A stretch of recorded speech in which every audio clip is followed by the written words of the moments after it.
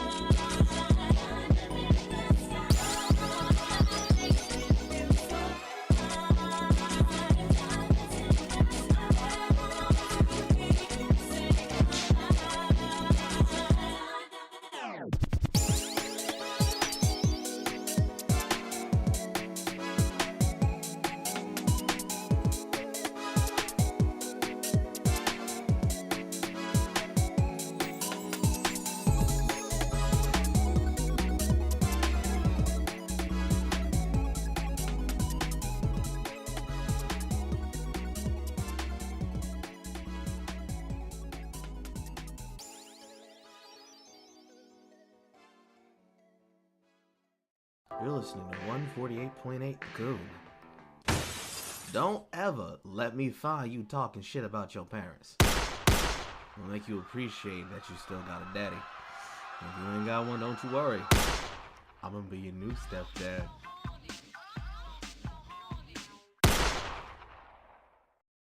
Are you waking up in the morning exhausted, tired, realizing that you serve zero purpose and should literally kill yourself right now? Do you go to the fridge while doom scrolling on social media, wondering what you're going to do with yourself? Do you feel that there's just something missing in your life to bring the joy and spark that you used to have back when you were younger? Now introducing Smart Brand Sloppy Toppy.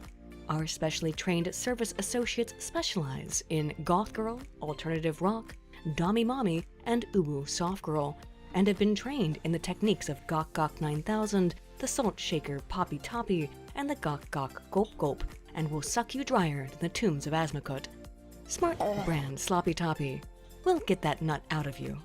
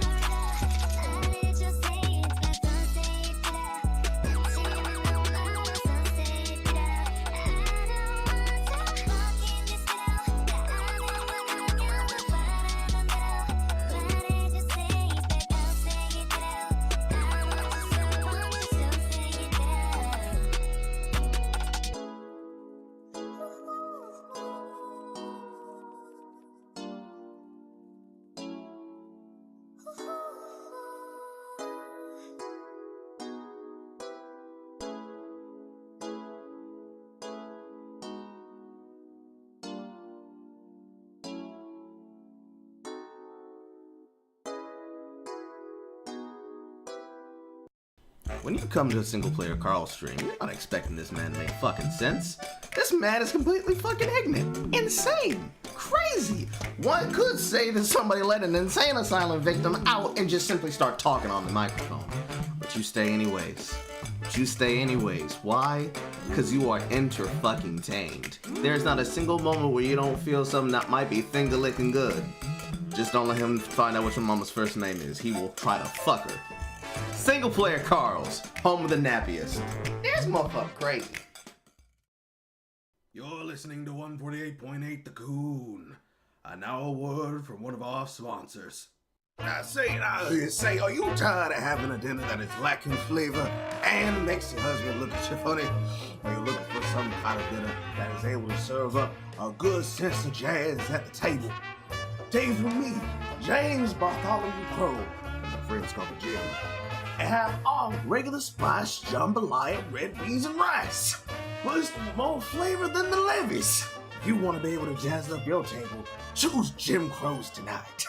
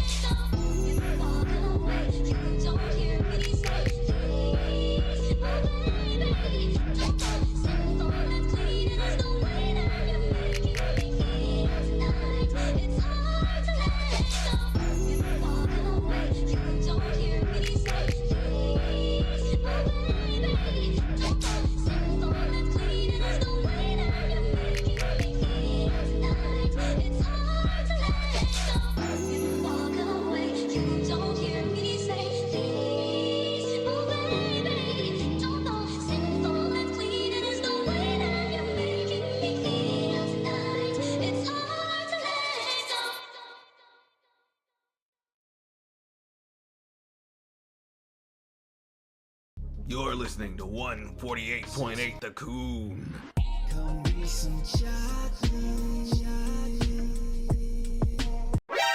And now, Carl's words of wisdom. You know, sometimes y'all just don't need to be talking. Just close your mouth. Just close your mouth. Sponsors for Single Player Carl and Radio Coon are provided by BBC Migraine Powder, Jib and Toby's Ethnic Enrichment Playground, Cringe On Demand, Blockbuster Entertainment, Uncle Tony's Riot Seasoning, Smart Negro Brand Colonized and Sheets Dating App, Immemorial Malt Liquor, and PointDexter.com, and the generous donations and watch times from viewers and haters like you. Thank you! And if you'd like to support Carl, consider leaving a wonderful donation at Ko-fi.com, Subscribestar.com, YouTube.com, and Twitch.com/SinglePlayerCarl. Make sure to support your niggery today, or you hate black people.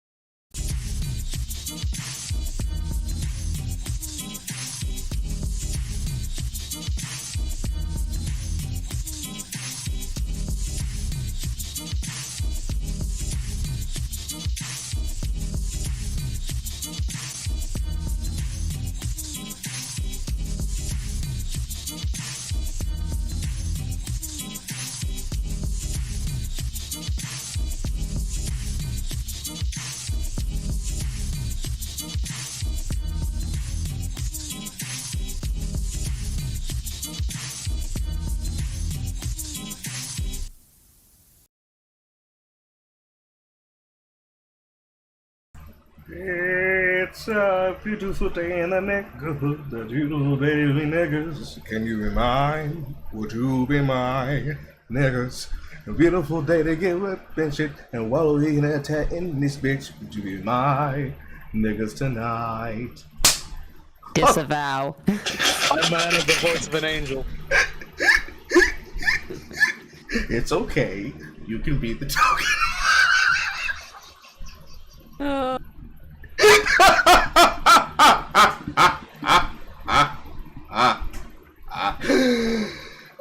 Please don't sue me, PBS. Please no sue. Hi, hello, welcome. It is episode 8 of season 2 of the Chicanery, featuring Carl and Horror and Baku. Baku, how are you feeling tonight? I'm balling, dog. Way better than last week. Horror, how's that meat waiting on standby? Kappa. What? Your dinner. Oh. It's good. I'm having chili after this, so. Now I want chili! I made myself Sucks to upset. suck. And eighth episode? It's been 2 months already? God damn. Time flies. Yeah. We've been busy and Time flies when you're being, There's a word I want to say, but I can't. What? I'll get in trouble. Why? It starts with an N words, ends with Erdly. In early. The N word. Erdly. Oh. Goodly. I see. Yes, I know it's not a racist term. I just don't want to get canceled. You have to cancel me first. At this point, I'm feeling like we're not quite uncancelable yet. Either way. Not happening yet. Either way. Another episode of the Chicanery. Another week to be nappy. Although I'm not going to be nappy for like 3 months. The hair has not fully grown back yet, but now I have enough that I can create waves. Nice. It is what it is. It is what it is. And as I said during the mix, if you do like the mix and you'd like to support the broadcast, or you'd like to make requests for songs to be played during the broadcast, request them inside the Discord. You can be able to find it today by clicking the link that is inside of the chat. Besides that, the show today, boys and girls, is, well, it's not exactly short, but it's not exactly long. But let's talk about what we're going to catch up on. What do we have to catch up on, Horror? I mean, not a whole lot we need to update. There hasn't been really anything on previous topics that are interesting, but there are a few things that have been kind of interesting that have popped up in the last week or so, maybe. I don't know. The first one is apparently iShowSpeed is traveling across Europe at the moment.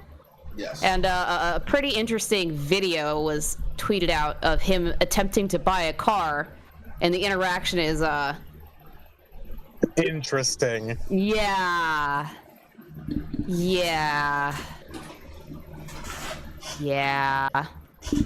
Well, you Can I see, pull that up, Carl? yes, I will. It appears that iShowSpeed forgot that he is black and traveled into Europe and forgot that Europeans don't understand the concept of black. Well, they understand the concept, but he's not really considered one as an influencer, as being one of the celebrities with money. So, iShowSpeed goes to a German car dealership and gets almost kind of sort of denied a car. No, he got denied, absolutely. He got dicked around and then denied. See here. I guess they don't want to make money. I suppose not. I can buy this? If you can. Let's see here. I have a video clip and then I have an article about the video clip. Oh, look at him. Look at him in his little jumpsuit. Doesn't he look so cute? Alright. Let's put this on the screen for you, chat.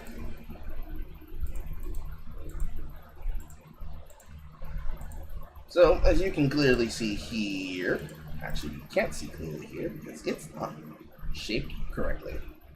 I will fix that. You gotta size it down, my dude. So as you can clearly That dick too big for the screen. Yeah, you know, that is something that we have. We just use too big. It's too big. But That's why he didn't want to sell him the car. He was jealous. I'm out.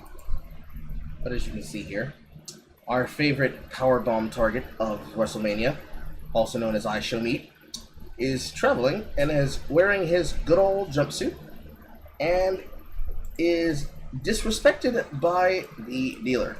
You can buy this? If you can. You selling it? Really?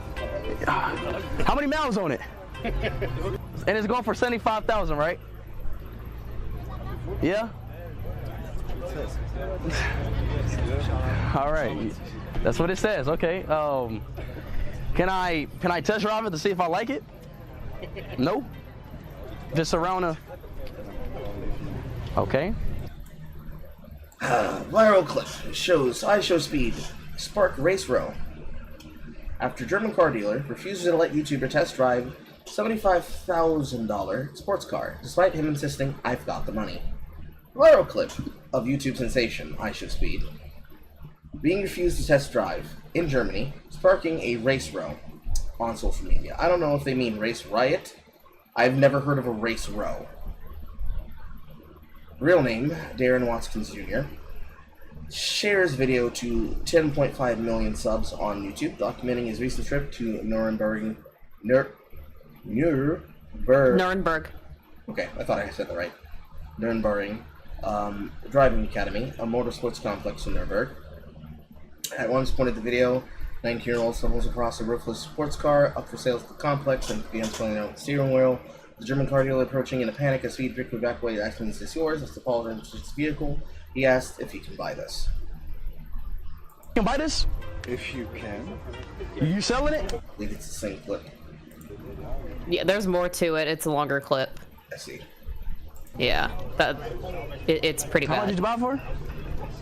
You don't want to sell it to me? Okay then, just say that. Well, I mean, you gotta...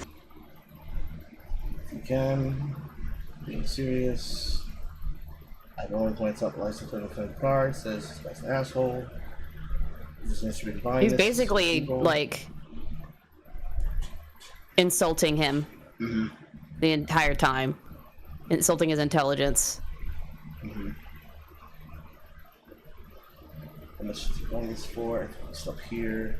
Not trolling. I'm serious about the money. What do you think is serious? I was the question whether there's no cost of his car. She said her because going to sell it to him. Speed's bizarre interaction Nuremberg caused outrage online. Some users alleging he was denied a test drive to the dealer due to there it is. There it is. Due to racism, given he had the money to purchase the car. It's not even about the car or the money. The German clown is racist. Period. This is ludicrous. What a nonsensical businessman. Very rude. I don't think it was about the money. Racially motivated, man, he said. Fifth clip. You should have bought both cars next to him to show that guy who was boss. Infuriating how guy acted. I smell racism in the air. Others pointed to Speed's behavior prior to the interaction. They saw him jumping on the floors, the block market on the floor, and the cameras in the dealer's face for him to be reasonably suspicious. One user posted, "To be fair, if this interaction would have happened without a camera being present, would the same interaction have happened? Maybe so, but the filming made the sound suspicious. Just a what-if question." Underput, "Not gonna lie, Speed looks like a very unserious person. I mean, at first watch, it seems like Sarah's being unfair, but if you consider that he had been memeing about the car meetup and putting on a show, it's a legitimate concern not to take him seriously for a transaction. I like Speed, the dude clearly doesn't take him seriously. I'm sure him going to the car and touching without the owner present didn't help much. After that, so it was turned off. Green is the only color salesman like, unless you're rude." Let's see here. We have random posts from people on Daily Mail, of course. Taken from someone who worked in dealerships for 25 years, his age and attitude were to blame. We get used to young guys that came in dealerships all the time, and they always wanted to test drive the most expensive car on the lot. It was just a fun day for them. Less than 1% of them were real salesmen, has been there and done this dance before. It was the 19-year-old's demeanor and behavior. It is how he's projecting himself to the world. If he speaks well and understands how to professionally engage, then he'd be allowed to drive it. I don't really have an opinion. I have always considered I Show Speed to be an unserious content creator, an unserious influencer, and an unserious person. Even his presentation at clearly planned and managed events is unserious. I could not take him serious if he was holding a gun in my face and threatening to attack me and my family. I can't. He's not a serious person. He doesn't strike me as a serious person whatsoever. As for the internet reaction, I mean, on one hand, Germany and racism kind of can't go together simply because of how they treat all kinds of racism now. Like they're very cut, they're very buck broken. It's illegal to be racist. Yeah. So like you could say he's being racist, you could say he's being rude, but if he was literally being racist, this motherfucker would be put on a trial in front of the EU immediately. Oh. It's not even close to a joke. And that's just how it works in the European Union. As for buying the car while you're traveling the States, again, because he's seen as a clown, who knows if that guy watched anything recently with him on it, or if he's aware of what influencers are. An American influencer who, and I know what IShowSpeed does, everybody knows what he does. The barking, the fucking howling, the hollering. Of course, as I mentioned already, IShowMeat.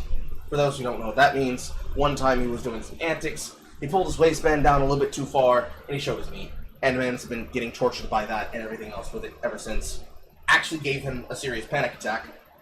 But, his antics on a regular basis, worse than that, well, no, I'll take that back. He's not worse than Jolly Smalley, but he's about like 55% of the way to a serious, legitimate kick nuisance streamer. His regular, every stream appearances and behavior, it informs his actions, and I know that he was doing his normal routine when he was there at the sales floor. So, like, I feel a little sorry for him, but at the same time, these are struggles you inherited by not being a serious person. So, like, sucks to suck, bro. You reap what you sow. Yeah. You reap what you sow. If you project yourself as somebody that's unserious, that's a joker, that's a clown, people are gonna treat you that way. Although I will admit, he wasn't the same level of energy in that video that he is in, like, him literally barking and doing all that shenaniganery. But still, it's just what he does. And like, Kai Cenat's no better for this. There are a lot of influencers, especially those that are considered black influencers. Although I would never put Abba and Preach in this category because Abba does not behave like this. Not even when he's joking. When he's joking, is he like this? There is a serious problem when it comes to black influencers and this kind of element, where they don't know how to wrangle themselves, even in their own content. They very much live for the online reaction, so any kind of criticism that they ever get, they throw it out saying like, I don't know how niggas can be. And yet, here I am, niggas, they make us look fucking stupid. Because it's not carte blanche excuses to just say, I can do whatever I want because they don't understand our culture. Black culture is not being loud and obnoxious. Because if that's what culture becomes, when people say that, this is content, this is culture. Black culture is being an obnoxious jackass that pisses off everybody around you and disrespects every single person that doesn't kiss your ass. Man, black tourism is about to be on an all-time low. It does not encourage good reactions, good behavior, or good social environments. It's why whenever Keith Lee goes on any kind of tour, any kind of speaking event, any kind of food journey, he always specifically never tells people when he's coming or when he's showing up, specifically so that any interactions that he has are engaged, meaningful, and real. Actually, just to touch on that for real quick, he went to BET Awards. I forget when they were. The BET is a trash channel. It is a trash channel with trash shows. Very few shows are actually meaningful or good on there. It is probably the worst of what could be called quintessential black culture, which is why it's trash. It promotes the worst kind of things and the worst kind of behaviors that you wouldn't want to have in your backyard, but they expect you to promote the shit when you see it on places like Black Twitter. He went to the event, and somebody asked him a series of fucking stupid questions. As he's standing there with his wife, getting interviewed for the question, they're asking him something obnoxiously ratchet, like, what celebrity would you try to introduce you and get fresh with? And he's looking at him, and he's seeing his wife get upset, and he's like, my wife. It's that level of obnoxious. It's not all of them. Fortunately, there are not many popular black content creators when it comes to, like, public-facing influencers. And thank God for it. But the point still remains. This is just what goes, quote, viral. I certainly wouldn't call Shiniko a black content creator. And I would definitely not let him say that after he pretends on grifting as a fucking Muslim. It just doesn't, it doesn't encourage the reactions you want. If he wants this to change, he has to start learning how to use his inner white voice. He has to learn how to realize how he sounds and how he acts wherever he goes, and he needs to start using his common sense to say, hey yo bro, we ain't finna do that right now. I don't care if he says it with the whitest voice that he has, like, come on now brother, let's just act right. We're out here in Germany! I don't care how he does it. He just has to change. It has to be a dramatic change that people take seriously, that people can notice. Like, night and day difference. Like, he has to act smart. He's gotta be better. He has to do better if he wants it to stop. It's like if somebody were to ask me what advice I could give to the Paul brothers, let alone just Logan Paul. Continue being a cartoon character in the ring, and stop scamming people in the world. That's it. That's all you gotta do. Do that, and nothing else is gonna really be a problem, because you don't have to do anything else other than be a celebrity fucking wrestler. That's it. His brother, same shit. Stop scamming people. Stop trying to box everybody in the world, thinking that, oh, you ain't finna box me in the ring for real, for real. That's not gonna save you. Mike Tyson's hands did fucking save you, but it's not gonna save them. It's not gonna save him. It's not gonna save anybody who does this. And this is advice that I've given myself, which is why I know that it works. You can't always do this. Like, it's the same advice I would have given the Poe.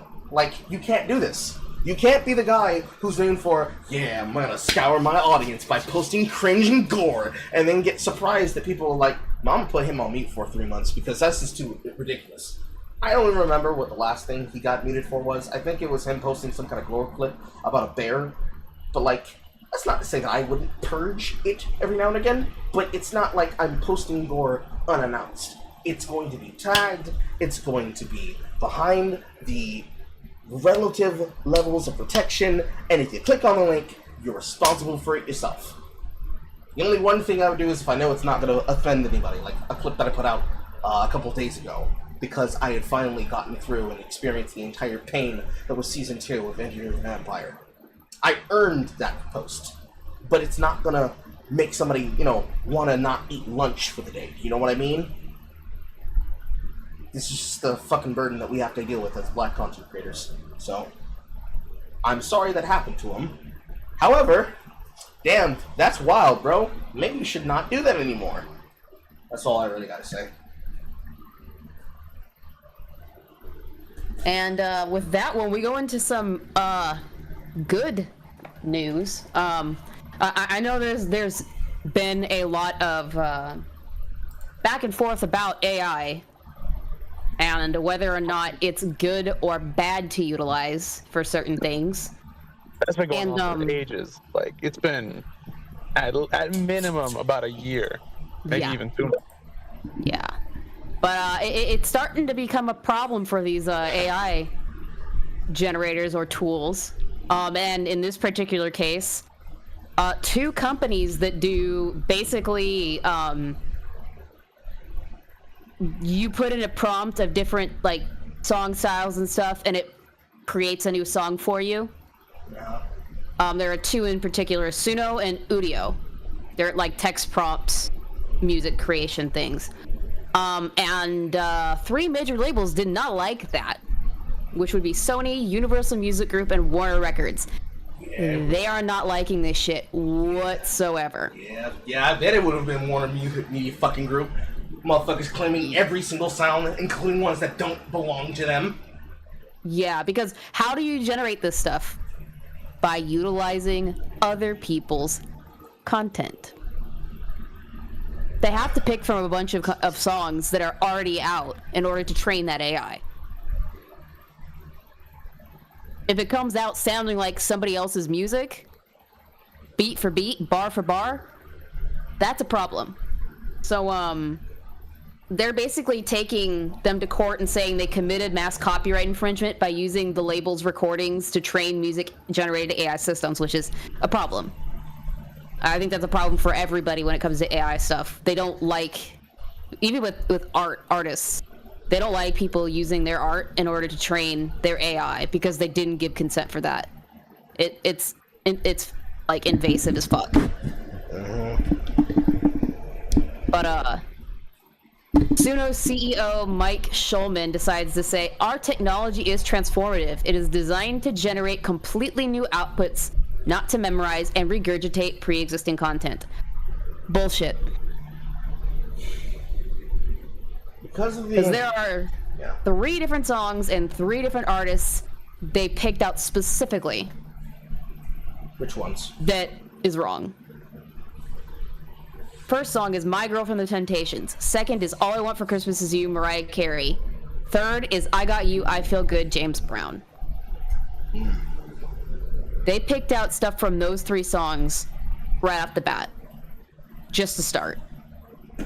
They also brought up something that we talked about earlier in our, season 2 with the use of indistinguishable vocals or voice.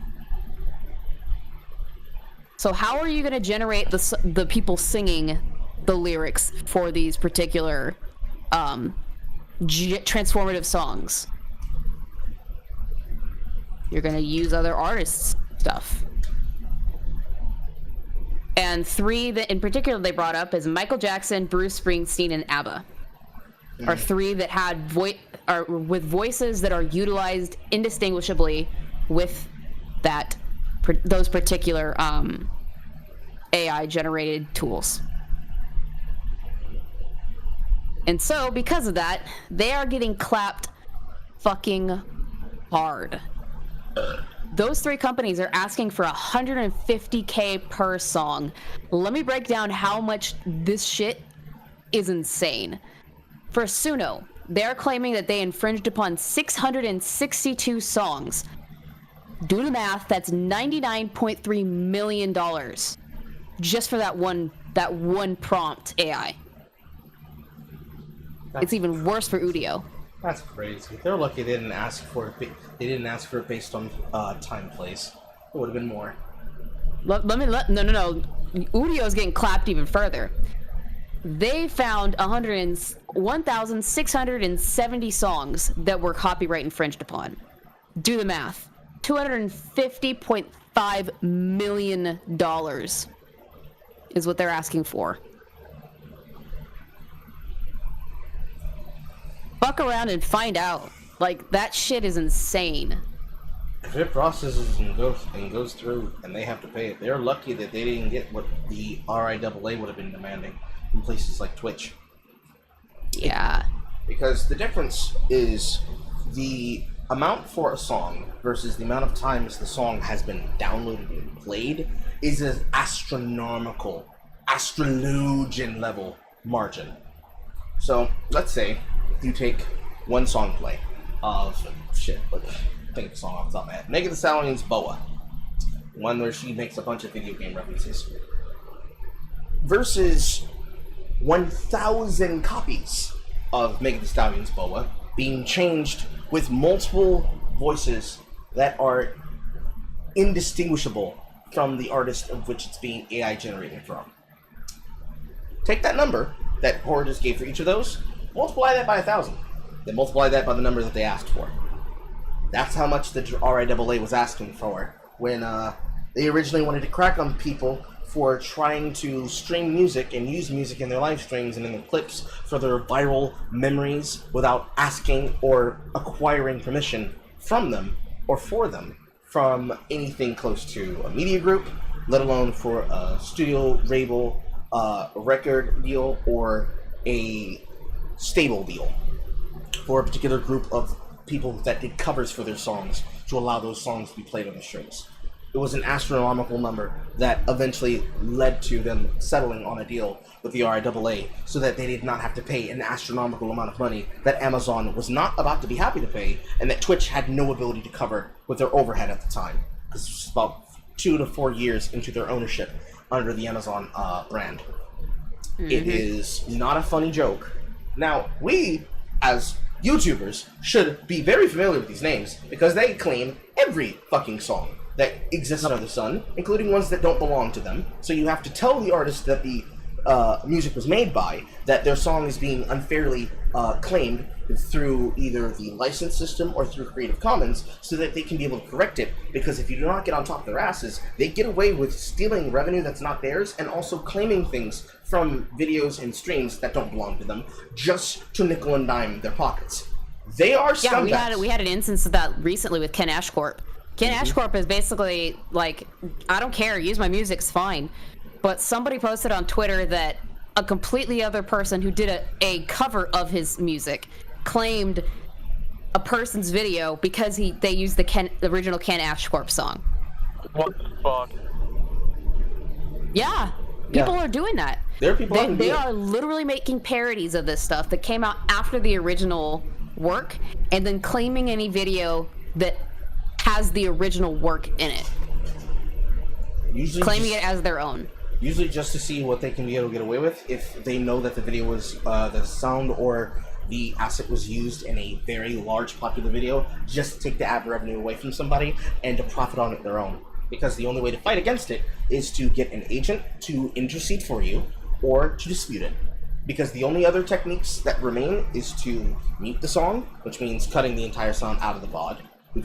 I've occasionally maybe had to do this maybe once or twice in plenty of my own videos, and only once, and that was for the last stream because there was one particular song inside the mix that hit it. So songs like that you have to just remove because they're never gonna not hit it. Because even in the case of electronica, which is in of itself, and this is by the rules of how it's meant to be done with copyright, electronica as a genre, anything that is considered to be something that uses a sample or is inspired by a mix from a genre, so something like junglecore. Those who don't know what jungle is, basically a very deep trip-hop cut of electronica that is utilizing a specific kind of tropic energy.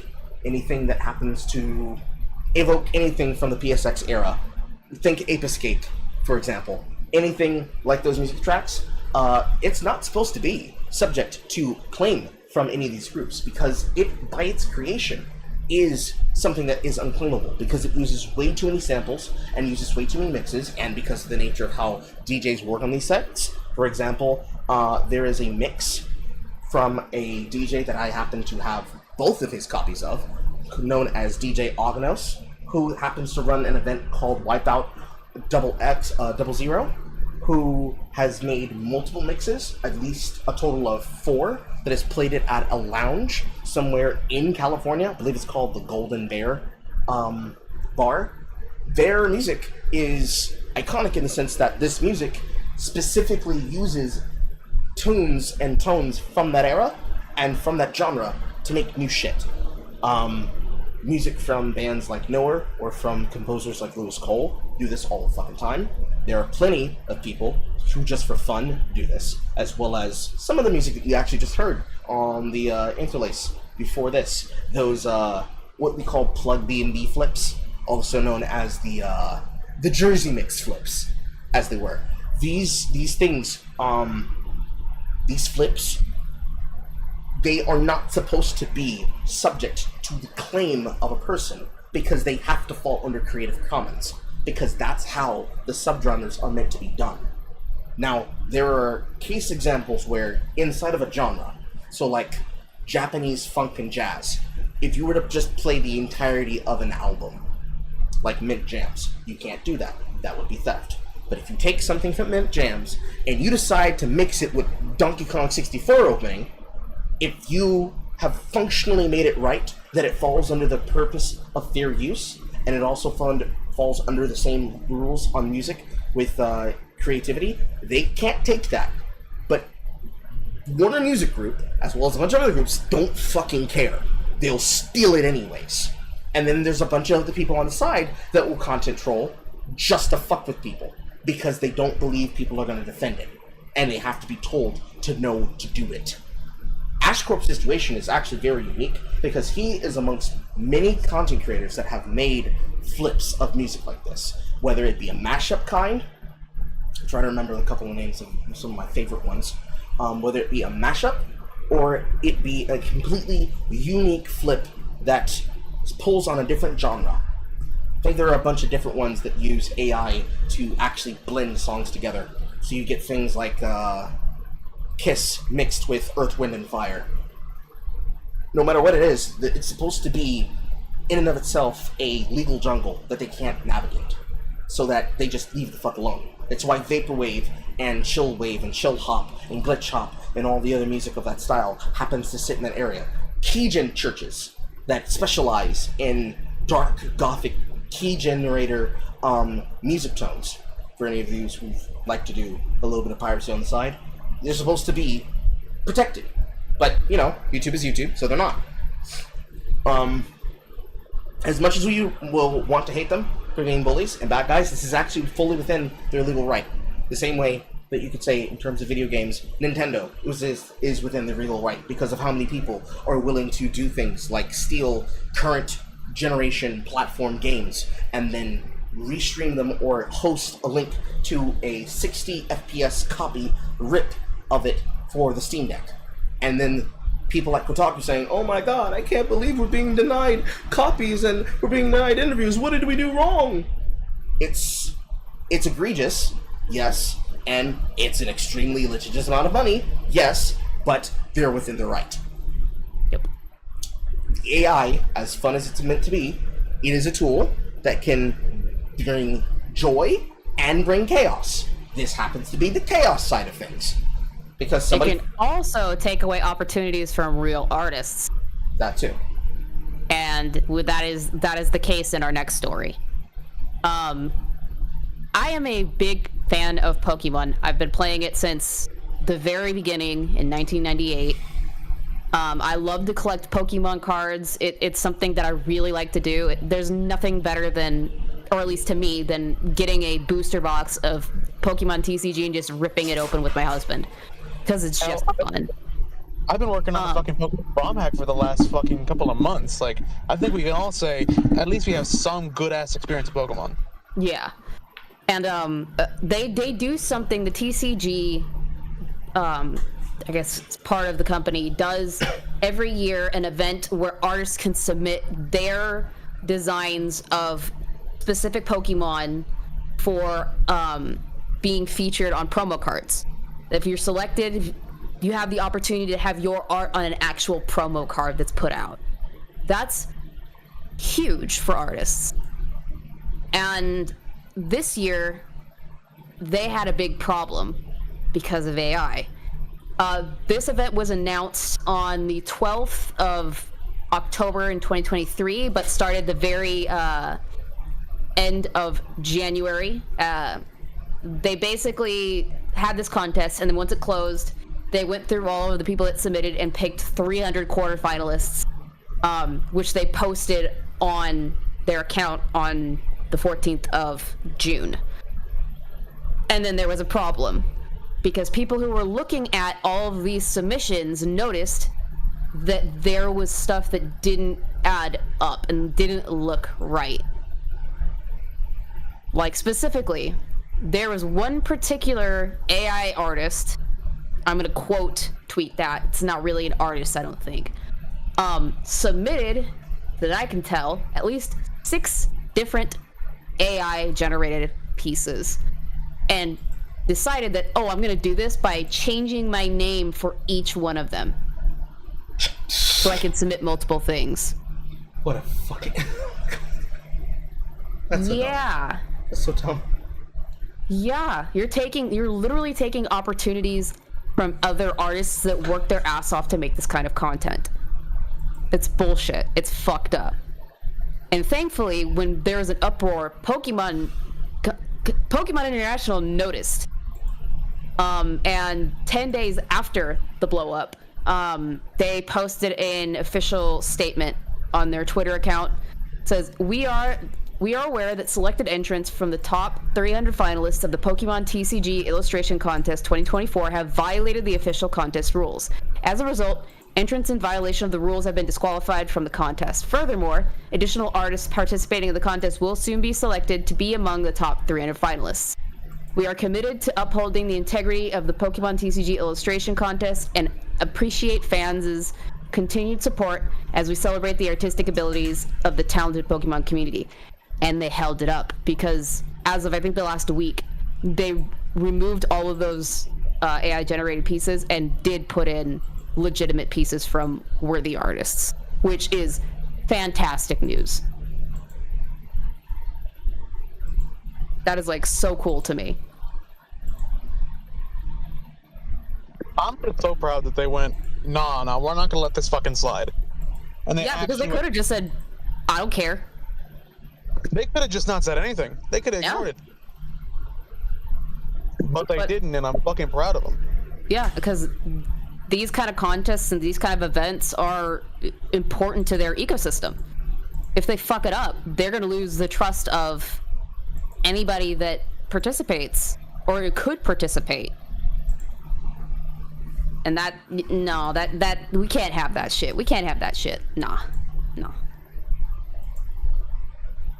But that's the second AI generated thing. And now we're gonna get on to some more bullshit for our last rapid fire thing. I'm gonna put something in general in the general chat, boys, and you tell me what's wrong with this picture. If I can fucking get it.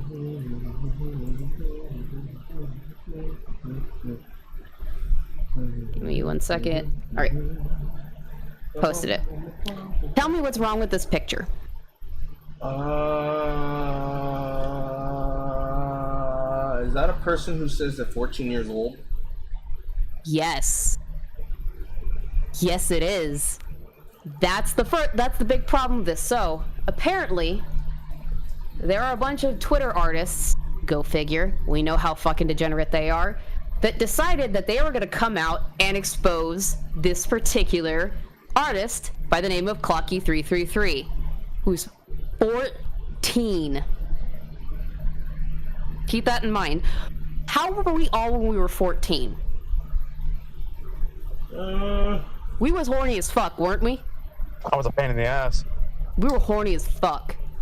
We were looking for anything that was sexually related. I know I was sneaking shit. Of course I was. Fuck yeah. So, this all comes out because they they're a degenerate. They're 14. But they're exploring their interests with people who shouldn't be talking to them in the first place. Same as it ever was. They're being canceled because they like furry shit, but they're 14, and from what I can tell, these grown-ass adults don't know how to check themselves.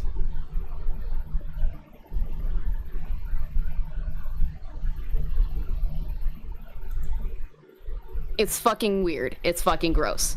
All of this starts with their ex. I'm gonna air quotes the ex because I don't know for sure. Dropping a one-page Google Doc. Oh, that was really easy to go through. Basically saying that all they talked about was fetish stuff. They were being used because they were plus-sized, and apparently this guy really likes fat chicks. And because of it, her mental state is destroyed, or their mental state is destroyed. I don't know the age of this person. But it's fucking stupid, dog. What? But what? Pain. Then, yeah, it's painful. It gets more painful. It then has another artist come out by the name of Skrayzev, whatever. on the 28th of June, basically trying to expose them, and it's none of this makes none of this is like, it's not surprising to me at all. It's a 14-year-old. We know how we were as we were 14. We were dickwads. We were horny little shits. So they said that Clocky bad because they really poked them for art, which, if you're doing a search for specifically asking for art, we're not seeing any of your side of the conversation. Sus. They had a problem with being asked to draw Clocky's OC overly obese because fetish, which they shouldn't be drawing to begin with for a 14-year-old, and then getting pissy because Clocky didn't return the art trade. That's a big no-no. It's all a big no-no. And then they get mad because the 14-year-old talked mean about me behind my back. Are you kidding? Have you seen teenagers on the internet? Have you seen how edgy they are? You're surprised? Really? And then they basically kink shame the minor. They basically kink shame him. Which is fucking wild, boy. Like, what the fuck? It's wild because they entertained it, they knew about it, and now that after they've enabled it, they're getting pissy with them. You shouldn't be talking to a 14-year-old to begin with. That's sus. In my opinion, all the people in this story deserve to burn to hell. Yeah, and the edginess continues with the very last tweet that I could find that was dropped by Ellie Balls. Oh, name. What a name. And they basically put out one tweet crying because they were told to rope Max. It's a teenager. You're shocked?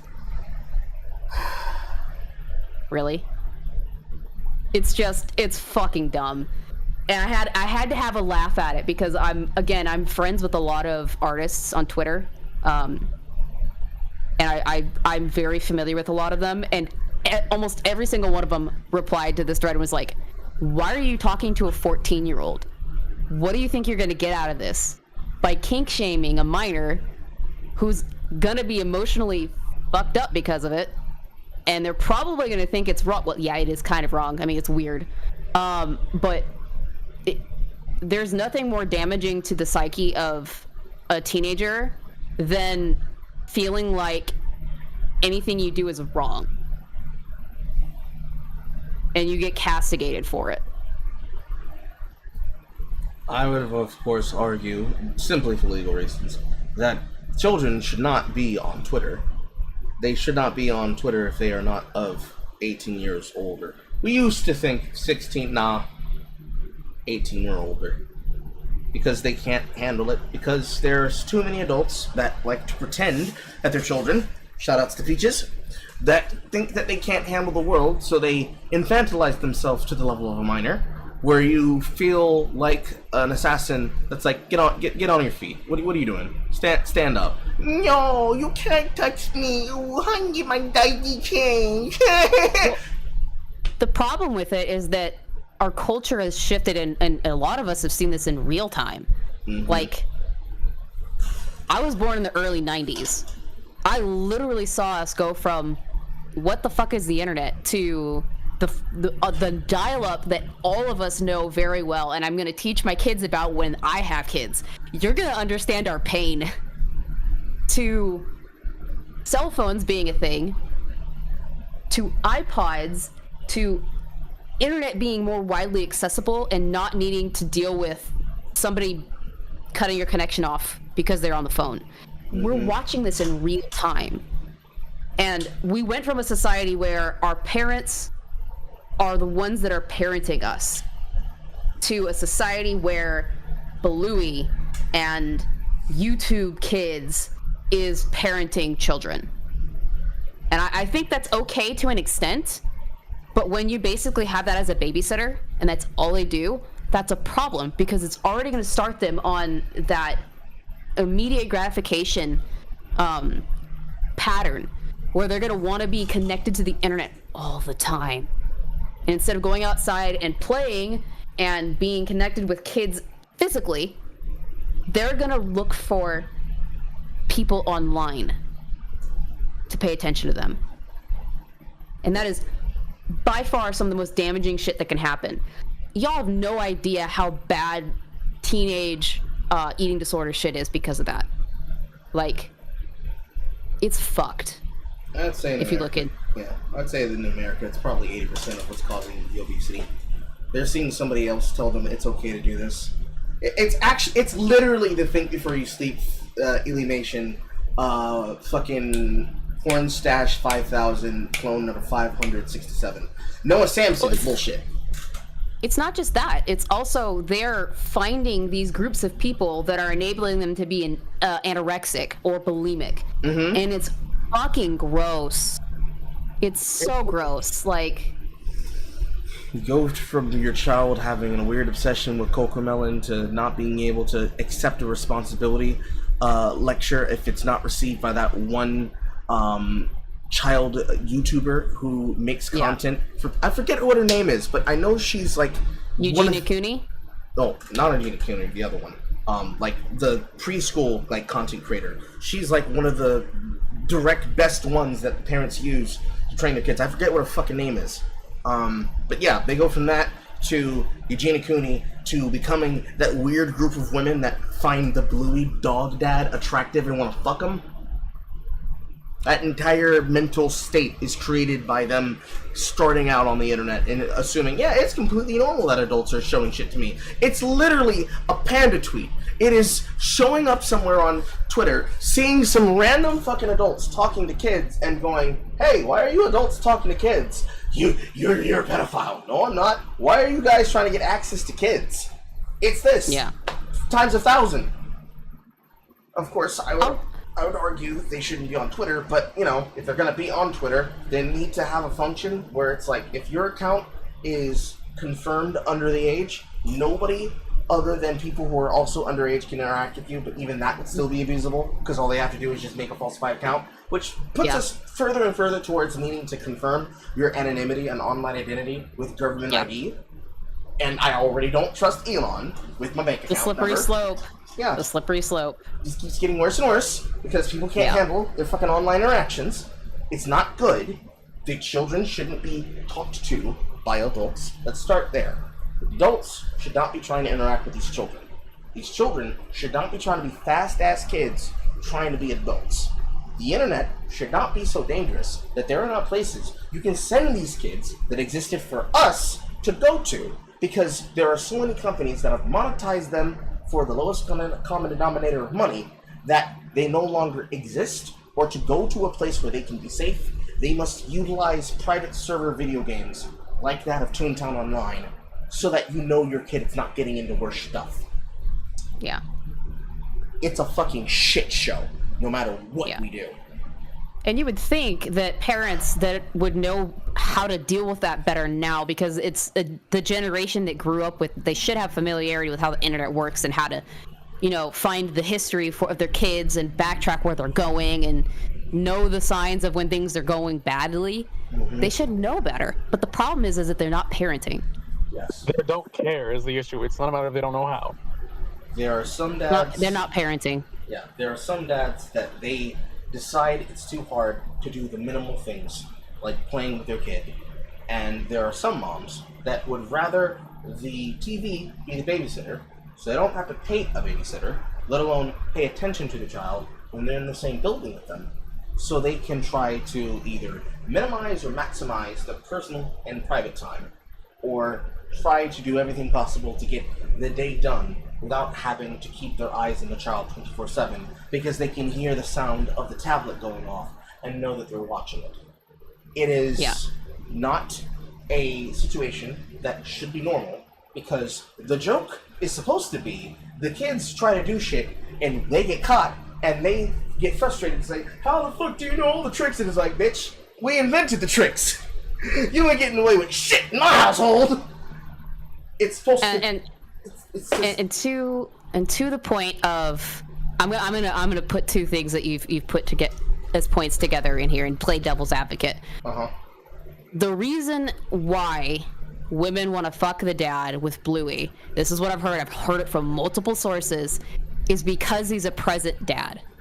Yes. He's very present in his kid's life, canonically, and actually gives a shit about raising his kid. And for women, having a guy that actually gives a shit about your kids is sexy. It's not necessarily the animal part of it, it's the characters. The characteristics, like, of the personality of the character. Oh no, I know. I got my bones jumped one day, and I didn't know why until somebody showed me that post, and I'm like, oh, okay. I was limping, and I didn't know why. And then I was shown a tweet, and it's like, oh, it clicks. Because yeah, it makes a lot of sense. It's literally how women are wired. You want the person that's going to be, like, the protector, that's going to be involved, that's going to, like, yeah, be the dad. Well, John, I would not say it's daddy issues. It's actually the opposite. It's trying to find men who want to be dads. Yeah. It's the opposite of daddy issues. It's baby daddy issues. It's the lack of quality men. Yeah. You're preventing daddy issues. Yeah. Correct. Exactly. But yeah, that's the last shenaniganery that I've got for rapid fire. So why don't we get into our big topics and talk about another fucking degenerate? Yeah. Carl? Yes. I'm up first, okay. Ladies and gentlemen, I am about to expose you to some of the most retarded shit in existence. This is going to be more painful for me than it is for you. But if you didn't know, prepare yourself. This is not easy for anybody. I present to you what the heck, dude? Fat Italian Pepsi Man. Again, I apologize in advance.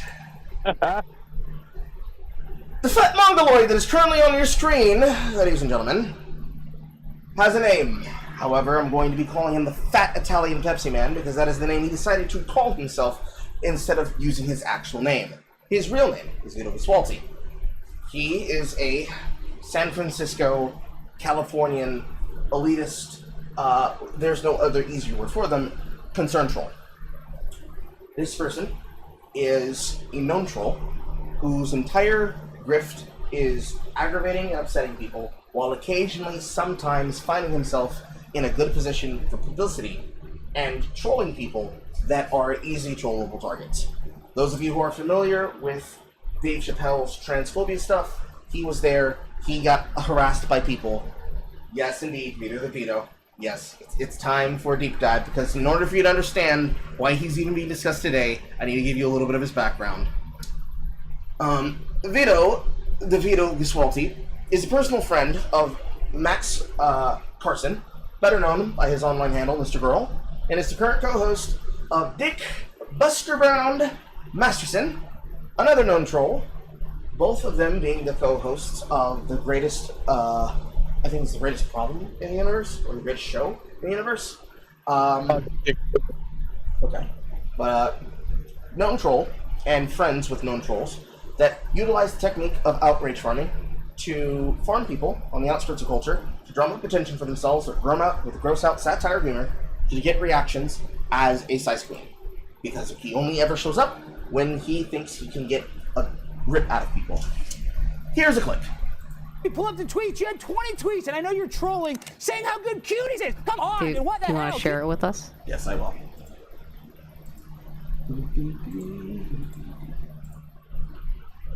For those of you who are familiar, words are hard. Those of you who might remember Mr. Earl and Vito Viswalti being the two people who were pushing, saying that they love Cuties. And this, of course, was recorded about a year ago by Primetime with Alex Stein. Not familiar with him, but I do not believe he comes from the sector, as it were, at Sector with Ease. But he did cover this news story, and for anybody who's like, "Who the fuck is this guy?" Here's your rip. Cuties is not good. Cuties, baby. Hail cuties. Who cares? Why does anybody care about this stuff? Why don't? I just think it's I just think it's funny too to kind of white knight 4 cuties. Honestly, I don't know if the directors. I don't believe in free speech. In jail. Do you genuinely believe in free speech? No, I'm not against free speech. No, but I'm saying should this movie be banned? Should it be illegal? As long as there's no nudity or it's not. I've never watched it. As long as there's no nudity, I guess theoretically it should maybe be allowed to exist. And you agree with me? But I'm not gonna white knight for it. You're over there. I love cuties. You know, well, I white knight for free speech. Ted Cruz tried to get the movie banned. I went after Ted Cruz. I called Ted Cruz out on something else just now. But go ahead. Okay, well, Ted Cruz tried to get a work of free art and free expression banned. You don't have to like it. You don't have to like the content, but it is not illegal according to the Supreme Court of the United States of America. And thankfully, we have free speech protections, and maybe they have to go far and protect things we don't like, but that protects me and your right as comedians to do what we want to do. It protects our right to create fiction that is interesting and pushes the edge. So frankly, wanting to ban this film is un-American, and it's against free speech. Yeah, but do you stand up for like Alex Jones getting shut down, deplatformed for his free speech, obviously? Has the government went after Alex Jones? Yeah, Alex Jones has been deplatformed. Has the government tried to ban his website? I believe so. I believe he's had to change his website multiple times and had a lot of issues. Then he has. Yes, I absolutely do not want the government to interfere with anyone's free speech. Ted Cruz is a government employee. He's filing government lawsuits to try and shut down boobies and free speech, and that's a free speech issue that needs to be addressed. I agree with you on the free speech stuff. Okay, what about this? Last question. You love cuties. Are you in favor of child labor? You look at the. I've never seen cuties. Doubt that. Fake news. You're right. Doubt that. I watch it. It's a boring French film. It's not that boring if you like little kids. All right. So let's. I'm not saying you do. I'm not saying you do. When you say you do, when you tweet, I like cuties. Who cares? Well, people do. All these people go, you must love it. You must jerk off to it all the time. I go, no, I just don't want the government regulating my media. You fucking idiots. The second the government can tell you what you can or can't listen to, your show's going away. My show's going away. Okay. Ted Cruz is starting a slippery slope to say, I want to ban this fucking critically acclaimed Netflix film. Okay. It's critically acclaimed because it's basically pornography. That's what. Basically pornography. It's child labor. It's child labor. Those damn kids shouldn't be able to work their ass. It's like Michael Jackson. They're all going to grow up to be freaks. I think. Look, I haven't seen the movie. I just don't want the government regulating my free speech. That's it. If that makes me a pedophile, so be it. You know you have a DVD copy. That, ladies and gentlemen, is the general handhold of Beautiful Salty. I'll ask you on the top of this. Who does this remind you of, or don't say his name? There is a type of old fag, correct word for it, old internet user, that likes to do things because trolling is fun. We all know this kind of person. Technically, I am technically this kind of person. However, what you just saw in front of you is what Beautiful Salty does every time he's somewhere. He is a concerned troll who specifically tries to use free speech absolutism to justify being an asshole and being a dick. That's just what he does. Every other time that you see him, quote, doing something good, it is literally him putting himself in a situation so that people can be on his side, because if you were to see what he does on a regular case basis, you would not want to associate yourself with this person or people who act like this. It's an annoying fucking cope cycle. So much so that it's a documented cycle. And here to help me explain that is Josh. It's a thing. Josh, of course, being Joshua Moon, the owner of Kiwi Farms. Can I learn this while? This is a 6-minute, 47-second clip from a September 17th, 2022 Mad at the Internet stream where he is explaining this to Mr. Medicare. Hosting 9chan is that they really get off on telling people the truth, and that's why I hate Vito and Mr. Girl. I will never have anything to do with them or anybody that has anything to do with them, because they come out and they say, I want to fuck kids, just kidding, or whatever, and it's like, no, you're telling the truth there, and when people get pissed off, it makes you laugh because you know that you're not going to get shot for it, and then you reverse when it's like, haha, I'm just pushing the boundaries of free speech, I'm just an expression artist, haha. It's like, no, you're playing a game because it excites you. I know what you're doing. I see through the shit. Yeah, so explain the Vito stuff to me, because I see people, I know Masterson, but I'm not super up on Vito, but I see people shit on him literally every day. So is he out there making those statements, or what's he doing? Okay, Vito is an Italian that lives in LA, and his Jewish friend Max Carson, also known as Mr. Girl, is another LA. LA, by the way, if I had a button, I've said this, if I could destroy LA and everyone living in it, I know there's some good people in there, but it's a measurement thing. If LA was just gone, the world would improve overnight, and we just have to make some sacrifices. I'm sorry, good people living in LA, but you're too close to the beating heart of evil itself. It's a sacrifice you have to be willing to make. We all appreciate it. Yep. Anyways, so Vito put out a video saying I'm a pedophile, like the fuck kids. It's just a song, and he's done some stupid shit after. He felt like saying I hate pedophiles and I want to kill them. And he's like, haha, am I being serious? Am I just trying to make people upset? Is it art? Haha, I'm a Jewish artiste, avant-garde.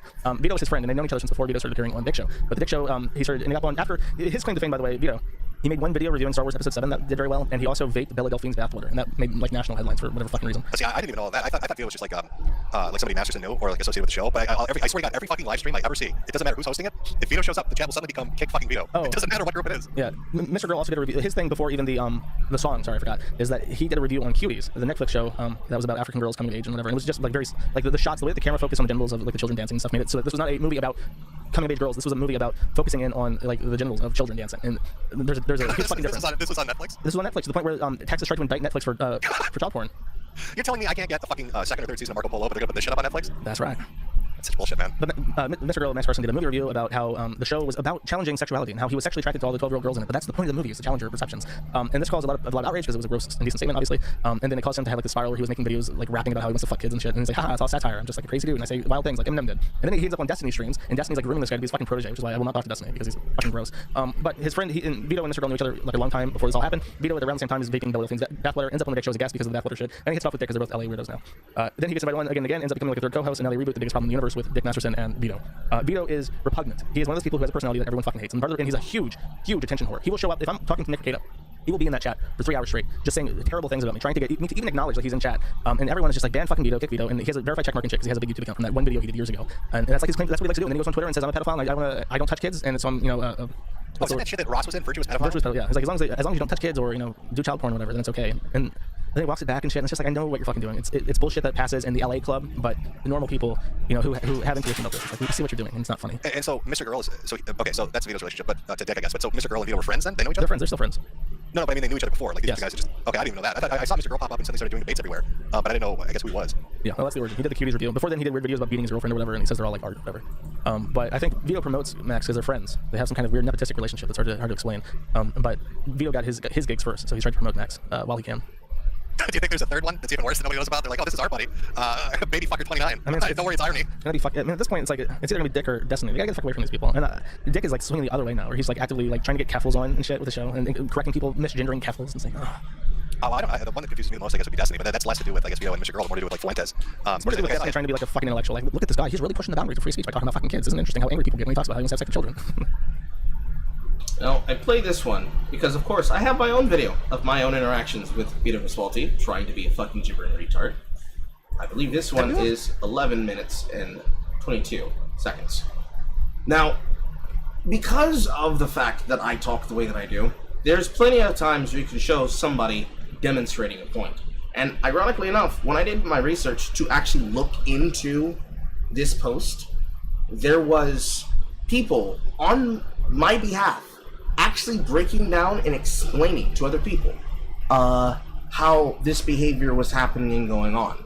So you can actually see here in the screenshot that I had for this particular section that somebody actually told Tommy C, hey yo, talk to Carl. He knows the shit that Vito gets down to.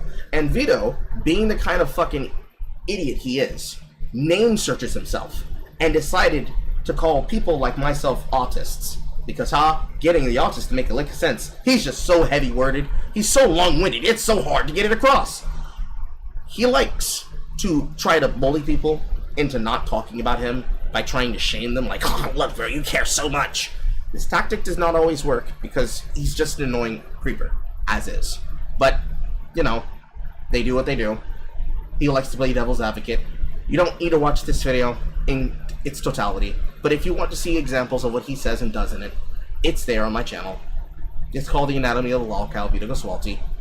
A couple of clips from this that are actually important, that I will actually demonstrate to you, is what happens when Vito Pasqualti doesn't know how to behave when his actions get documented, and what happens when his documented actions get thrown in his face.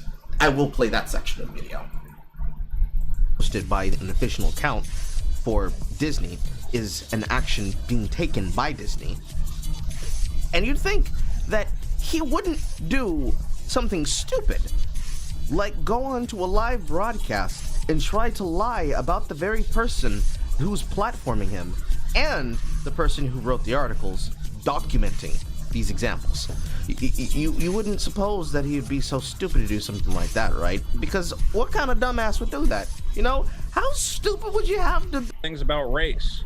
But to extrapolate that out to, well, I guess Star Wars hates white people, buddy. Your outlet has such an obvious ideological slant. Every article I read, Vito. Thank you. It's biased in the same exact. You've made these same arguments on Twitter before. Yeah. There's nothing I've ever heard. Look, I don't want to. And just so we're clear, on Twitter, like I'm not here to like get in a fight with this guy. Yeah, and if that's the case, Vito, you've said your point. I'm not here to try and like sandbag. Okay, John you have a disingenuous, terrible outlet on here. These guys are liars and crooks. Have fun. But just so we're clear, Vito, he Thank did. you. He Thank you did. for bringing this guy on. He's a 'cause liar. me. When did Star Wars say all white people are racist? You're a liar. I'm trying One to show thing you. they didn't do, though, Just Vito, stop is they lying. never, ever stood up for Gina Carano, who has Correct. been, And and he just took the fuck off, so whatever. But so Vito, sorry for swearing, but that no, was it's bullshit. fine. And John, I wasn't trying to sandbag you. He had a question.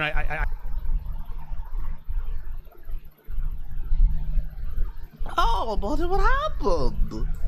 As we can clearly tell from how much coverage we've done about these subject matters covering Disney, this did not age well, Vito. Now did it? No, it did not. I covered that to then show you, some sample examples of people who have dealt with his behavior. PSA Sitch and Adam Friended, which basically means the majority of the political spectrum is aware of him. You've had people aware of him because of him now deciding to fuck with and attack people like, two-thirds. Eric July. Young Grippa to 5'9", which means he's now well known and aware to the comic industry. Which before him, it was Remphamus that tried to get her fucking 7 pounds of flesh. Then he tried to get in with this with Dick Masterson and his comic book, which is now prototypically showing the clear examples of somebody trying to grift and run away with money on a scam campaign. The book hasn't been turned in. Nobody's gotten a copy of it. They're behind on their orders and on their sales. But hey, they're talking up to somebody who's made over $5 million making his own individual comic campaign because they don't like the black man. And I will just play a couple of this, only from 00 to 5:30, I believe I said in my notes. Yes. 5:35 of this from the Kino Casino, which means, of course, the sector is fully aware of him and his antics, to the point that both Ash and Andy talk about it frequently, because they decide to do the dumbest thing they could do, and that's attack a black man, and then be upset at that black man for saying, look bro, you gonna attack me? That's cool. Basically, haha, you're gonna get mad at us. No, I'm not. Get away from me with that. But you're a hack! I don't care. That's your opinion. I don't care.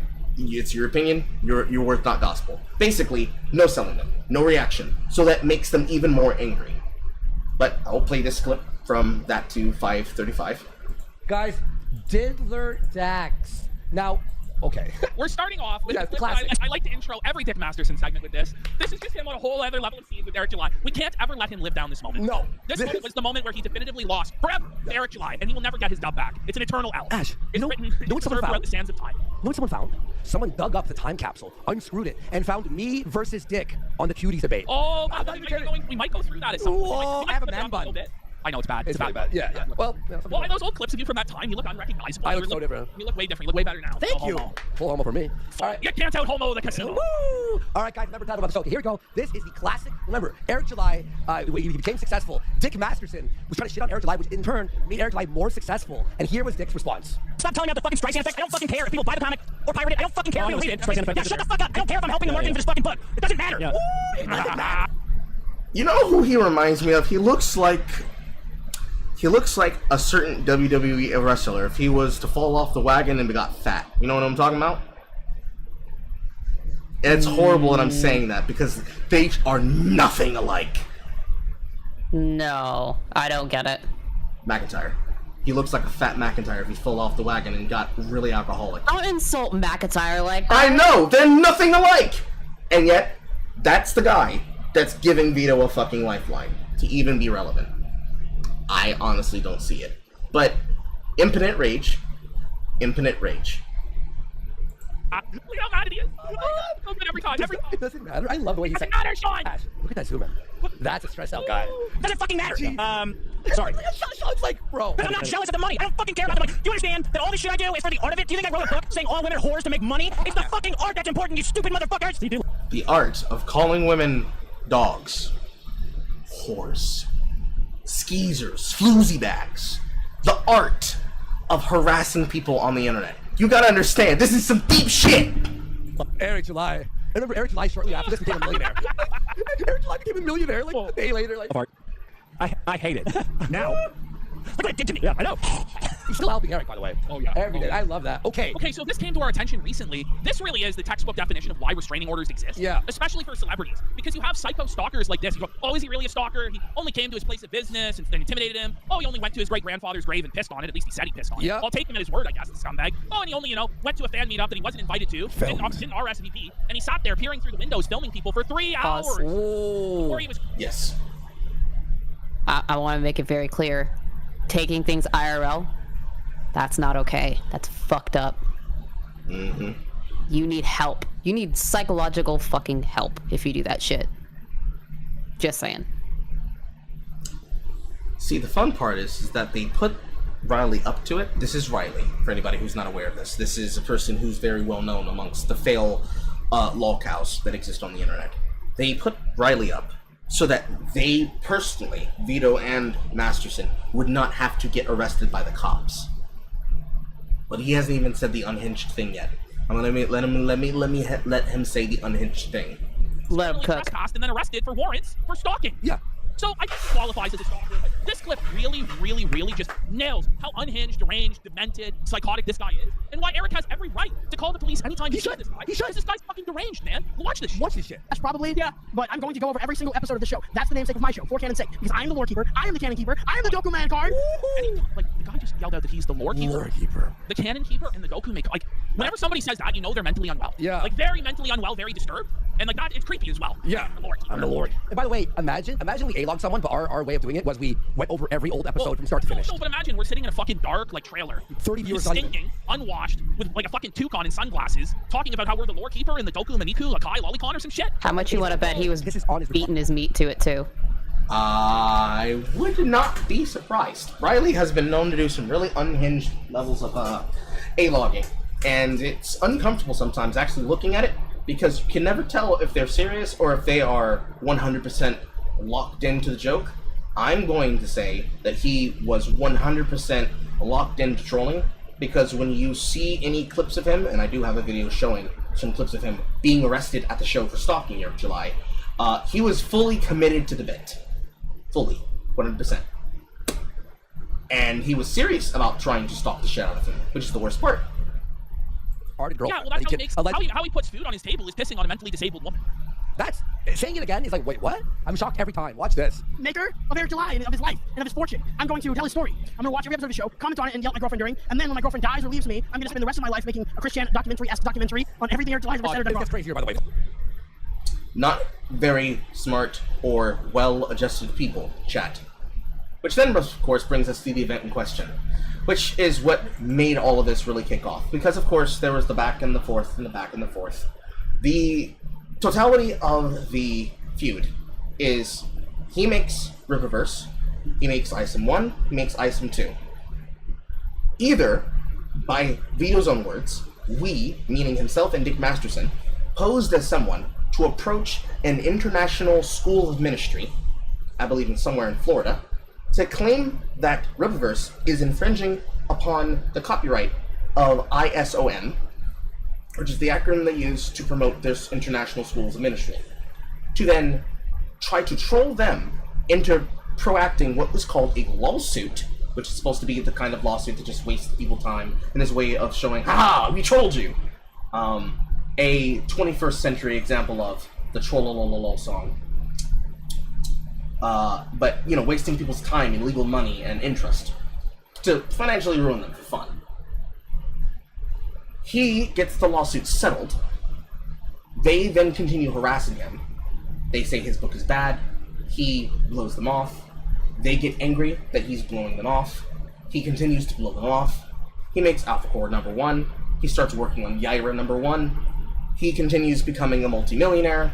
And because Eric July himself is first, 1, African American, 2, an anti-capitalist, and 3, libertarian, they decide to get Riley to go harass him at a live stream event.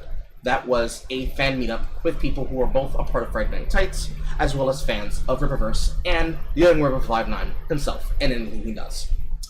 This then leads to this. Hey, what's up guys? We have some breaking news. Riley from The Dick Show just got arrested at the Eric July Rippaverse event in Dallas, Texas. Eric rented out this restaurant and had this big meetup with all of his fans and fellow YouTube friends. Riley and Salad decided to show up and troll everyone, and as you can see here, it did not end well for them. This whole feud started because Eric July made a comic book. Dick Masterson, Vito, and Riley found out that they can get more clout and money by attacking Eric July. Previously, Riley went to Eric's great-great-grandfather's grave to troll him, and in this... Young Clipper, I pissed on the grave, but I didn't take a picture because I don't want it used against me in court. With Pokemon tags from Pokemon Go. You don't want to use it against you in court, but you'd be dry snitching on yourself. It really is the weirdest kind of self-snitching. Who the fuck takes pictures of themselves at a geotag location featuring something that can be referenced in location? Do you think Niantic is now about to give them your data? Let me take this 3D picture with my Charmander. I don't even know what that Pokemon is, bro. Agreed, Ace Detective. Pokemon go to jail. Indeed, Pokemon go to jail. This live stream, he claimed he was going to Eric's house after the event. This unhinged behavior is all because of a comic book. When Riley showed up here, he was stopped by a security guard, and one of Eric July's employees told him to leave. Instead, he hung around the sidewalk and filmed everyone through the windows like a peeping Tom. The restaurant owner calls the cops on Riley, and he spills his guts out to them about the Eric. Now I'm going to replay that second part here, because it's going to be very, very important, because this is a part of the cope about this particular event. Remember what I just told you. Eric July is libertarian, and he's also anti-capitalist. He doesn't like the government, but he's a libertarian.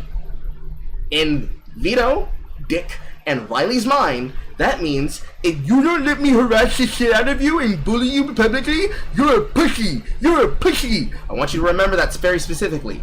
The employee told him to go away, and then the venue owner called the cops.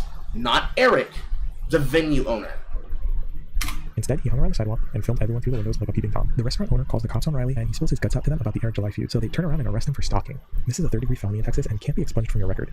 Riley's had a previous run-in with the police during that Ethan Ralph fight that happened. We don't know how this will affect him, but the bottom line is, things are not looking great for him right now. In the live stream, he said he wanted to call Nick Ricada. Good luck, pal. The story's still developing. Please like and subscribe for more. Thanks for watching. See you on the next one. Hey, what's up? And that, of course, brings us to people trying to cope and claim that Eric July is embarrassing. Because why did I give this person money and watch time? My exact words on June 13th. Someone does retarded shit and gets themselves fucked over because they're obsessing over Young Ribbon 59. So you verbally attack Young Ribbon 59. You're using the power of the state! You have to let them bully you! Being a libertarian does not mean you cannot fuck around and find out. People are retarded. Replies from people who are stupid as hell. Y'all really can't cope with the fact that your chosen right-wing grifter turned out to be so much of a whiny pussy as many of the crybaby leftists you all mock. I'm not right-wing. I couldn't care less about Eric July's politics. I do not stand with grifters like Dick Masterson and Vito Fatass harassing people and riling up speds like Riley to go harass them by proxy. Go dance in traffic. My position has not and will not change. Which of course brings us to why it's even relevant today. Vito Griswoldi went ahead and got himself exposed to another sector of the internet, which means there's now a new group of people who call him Vito the Vito. Specifically, Vito brags about harassing a fitness influencer who is a personal tie-in to some of my other mutuals on the internet, namely one of our very beloved and grandmothers of the show. I joke, I kid. Alabastard. The fitness influencer's name being Alan Roberts, the motherfucking COO. He has his entire fan base harass fitness influencers by pretending to be him in the chat rooms and then harassing them about knowing nothing about fitness. And he endorses the trolling behavior, 100%. 11:49 p.m., June 24th, 2024. Which then, of course, leads Alan Roberts to be given the screen caps, and as you can see, Vito Griswoldi is a man who really loves talking shit about how people are supposed fucking cowards and telling people how they're cowards. But he blocks people that know of what he does. With art from the comic book he still has yet to put out fucking work for. By the way, Vito Griswoldi gets clocked by Alan Roberts. Actually, the dude pretending to be you claimed that I lie about public health, him using your image because I'm a weight loss coach and you are clearly a fat ass. Vito Griswoldi gets upset about this. A bunch of Vito fans keep trying to harass Alan Roberts, and he just keeps dropping him with the I don't work for Vito shit. The grand story here. How upset and how mad and how disgusting is Vito Guaswalti, Dick Masterson, Riley of the Dick Show, and most of the people who come from this particular part of what is supposed to be called the sector, but really they're not part of the sector, they're just some fucking idiots that go in and outside of the sector. Vito Guaswalti is a known content troll, a supposed personal friend of Andy Signor now, and a lazabout who drifts and grifts off of the mediocre success he had doing public shit and public harassment to float himself along the curbs to justify his existence alongside another content troll and another, quote, free speech absolutist to harass any and everybody that doesn't like them on the internet to try to get himself and the girl that, as it was mentioned there in the clips, is being pimped out as an OnlyFans girl to do porn in their basement to keep them relevant and to keep the show afloat because they need the money because they live in San Francisco and they live in California, in California, and can't get people to watch their show naturally, so they try to use outrage culture to keep themselves relevant. That is the rub. That's the fat ass. And now all of you have been exposed. I'm sorry. The curse is no longer mine. I'm passing it to all of you. Thoughts, comments, questions, concerns? Nope. Truly an odious human being, and I hope none of you have to deal with him ever in your life. But if you do, just block him. Just block him. It's not even worth entertaining a conversation. He is not a smart man. They are not smart men, but Vito Guaswalti himself is not a smart man. He quite literally only has one trick, and that trick is, look at how mad you are. If you show no emotion, he's just going to get upset that he's not pissing you off, and he's going to try to block you and claim that you said things you didn't say. So just block him preemptively. He is not worth the investment. He is not worth the time. Moving on. Well, going from one fat degenerate fuck to another, as y'all are probably aware of, Boogie2988 did another oopsie, and I'm saying that facetiously, and decided, you know what? I feel like I want to scam my audience. You guys will never guess the reason why. I promise you, you will never guess the real reason why. It's fucking hilarious. So this all starts when he promotes basically a scam coin on a scam site, a known scam coin site called pump.fun. And the coin in question is Fatty Coin. Obviously, it's, you know, he's fat. Haha. He said openly that he got paid $10,000 to promote this coin, $5K up front, and then another $5K after a week of promoting on social media. Copyzilla will say later on in a video that I will talk about that this is the way that scammers will pump and dump a stock. They'll get everybody hyped up, they have enough time to get people in there, and then they start siphoning off money from whatever coin or asset they're trying to scam people out of. Those who are familiar, it's not a good look. Yeah, those who are familiar with the story that we did, actually a couple of it was either one week ago and then another one from Tech Lead that following show. This is what those scam coins look like and what they do. Some of them will do it through a QR code system where they'll steal your account and then they'll turn it into a 24/7 live stream, hoping to get people to scam into the coin. And then, of course, you have your classic pump and dump coins like this. There are plenty of them that exist out there, but I never expected Boogie to do this, but of course Boogie did it. Yep. And how did he promote this? Well, he posted a tweet about it, and then he put up an embedded video, which is this. Go ahead and pull up the clip I gave you. Okay.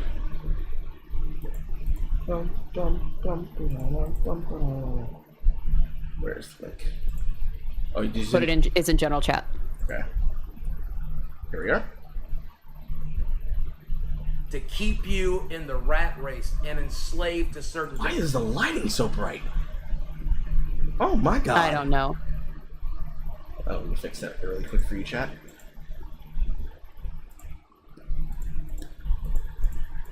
try to fix it for you at least.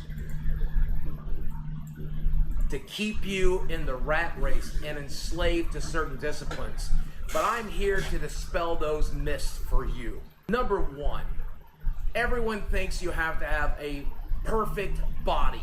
Yeah, I said it was funny, but it's kind of like watching an ISIS video or something. It's just, there's no fun to it, actually. It's So he basically posts. This is just a clip of the video. It's unlisted and private at this point. Nobody can get a hold of it unless they've already downloaded it. Posts this video claiming that he's outwardly telling his fans and the people that he's trying to put this out to that this is a scam coin and don't get involved in it. We know that that's bullshit. We know he knows exactly what he's doing. He needs the money. And the same day, he posts this because he immediately starts getting backlash. And to be abundantly transparent, as this was explained to me it's a meme coin. It's a joke. It's not to be taken seriously. It's for people that think shit like this is funny and they have money to burn. If you're not rich, then just laugh and enjoy. If you're rich and want to fuck around with your money, then do this for a laugh. That doesn't make it right, Boogie. Yeah, that doesn't make it right. It doesn't. Just because you tell them up front, hey, don't do this, you're an influencer. You're not a good one, but you are one. And so much so that CoffeeZilla shows that just hours after this post gets put out, there's $3 million in trading volume that occurred. 3 million. That's a lot. So, because of all that, CoffeeZilla decides to put up a video on his second channel, VoidZilla,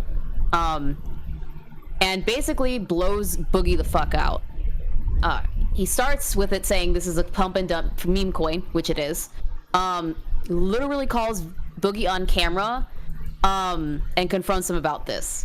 What's even worse is that just before he posted that tweet promoting this coin, he'd sent a message to CoffeeZilla asking him advice about this coin. Because he said that he was not feeling comfortable with it, what should I do?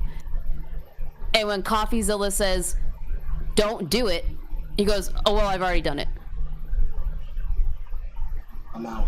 Why did you reach out in the first place if you weren't going to take the advice? Because he wanted to ask for fucking forgiveness rather than asking for logic. Situation isn't even something to consider in this situation. Why would you permit yourself to scam people out of money? Right? Because, and this is the Boogie cycle. This is the Boogie cycle. He does something stupid, he gets called out for it, and he either does one of three things. He tries to play the pity card, he doubles down, or he just straight up starts lying. And he's done all three in response to this. It's really bad.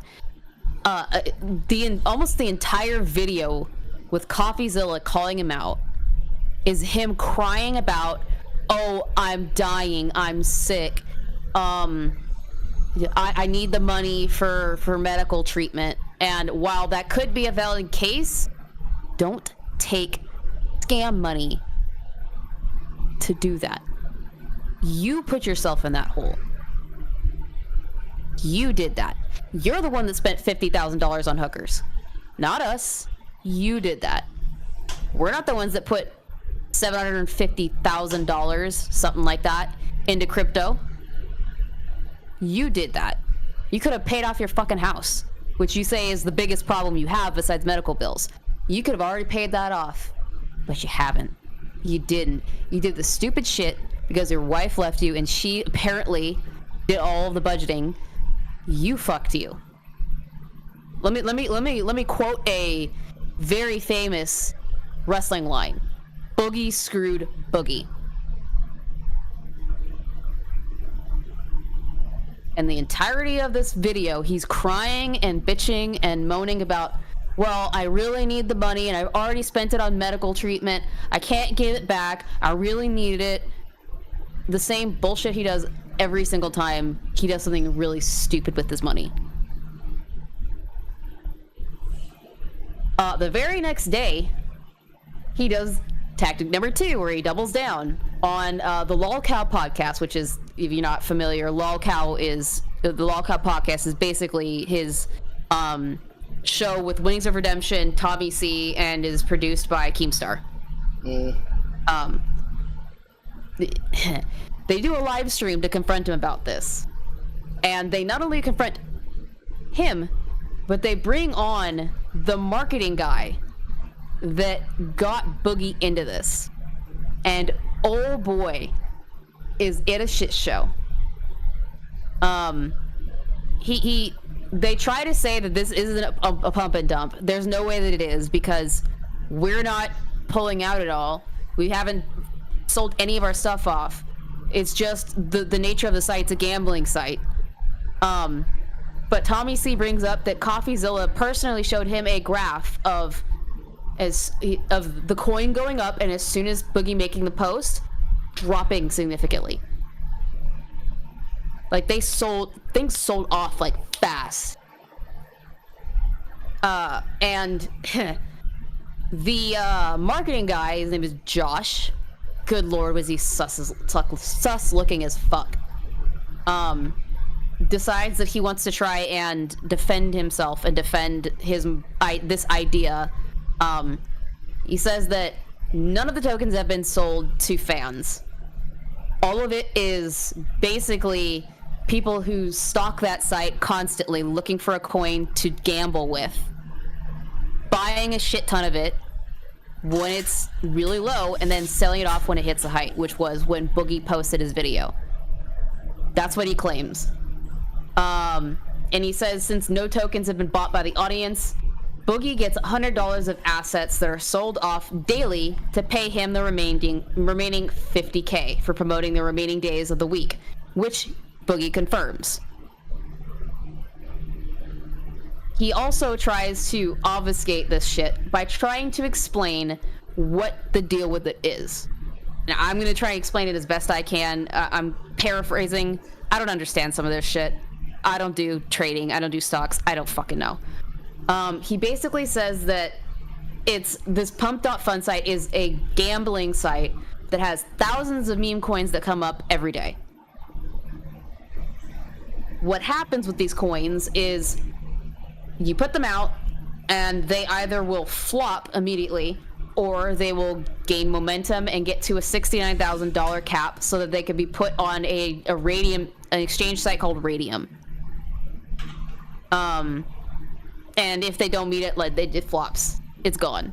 You fucked up. You're done. He continues to say that this is the traders on Pump.Fun and not the fans, which I don't believe because you haven't substantiated that. He says that they're holding on to it still, but he admits multiple times this is a gambling site.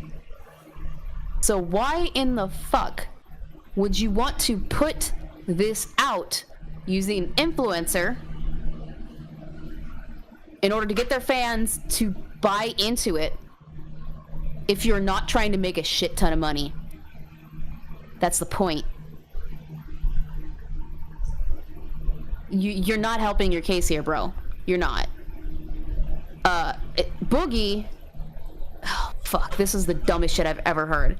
He goes, in order for the fans to have gotten a hold of those coins, they would have had to create an account which requires you to ID verify yourself, make a phantom wallet, and then buy the coins within 90 seconds.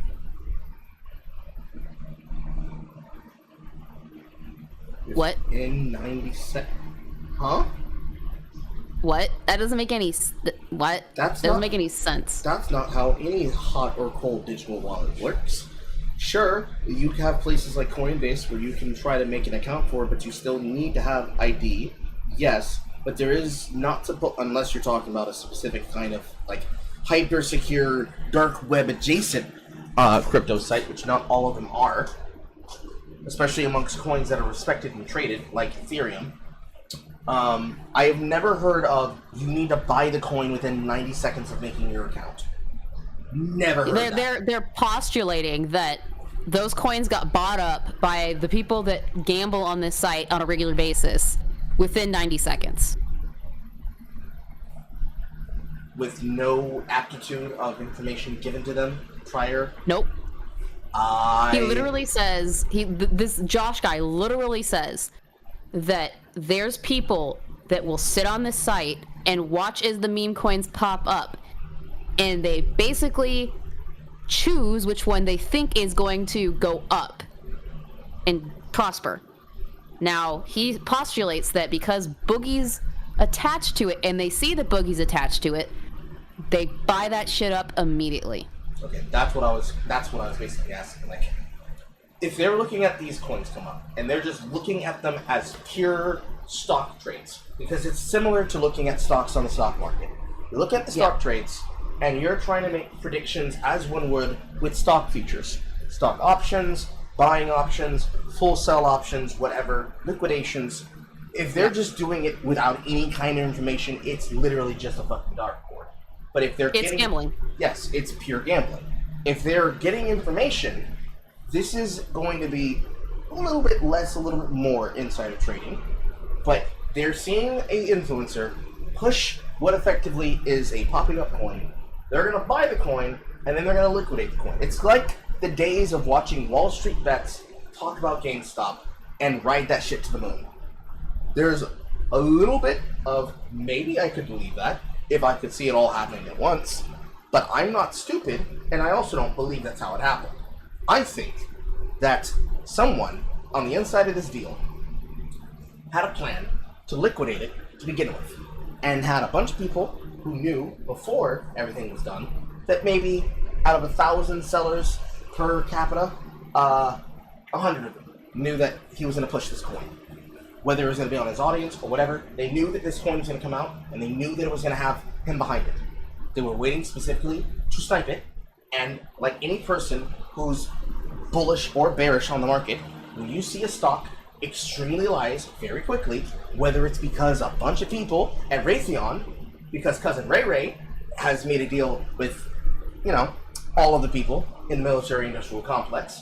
For those who remember what originally happened when Twitter finally was under Elon's control, and there were a bunch of people who used Twitter Blue to impersonate the companies, like Lockheed Martin, and basically wiped billions of dollars from the ledger because of a troll post.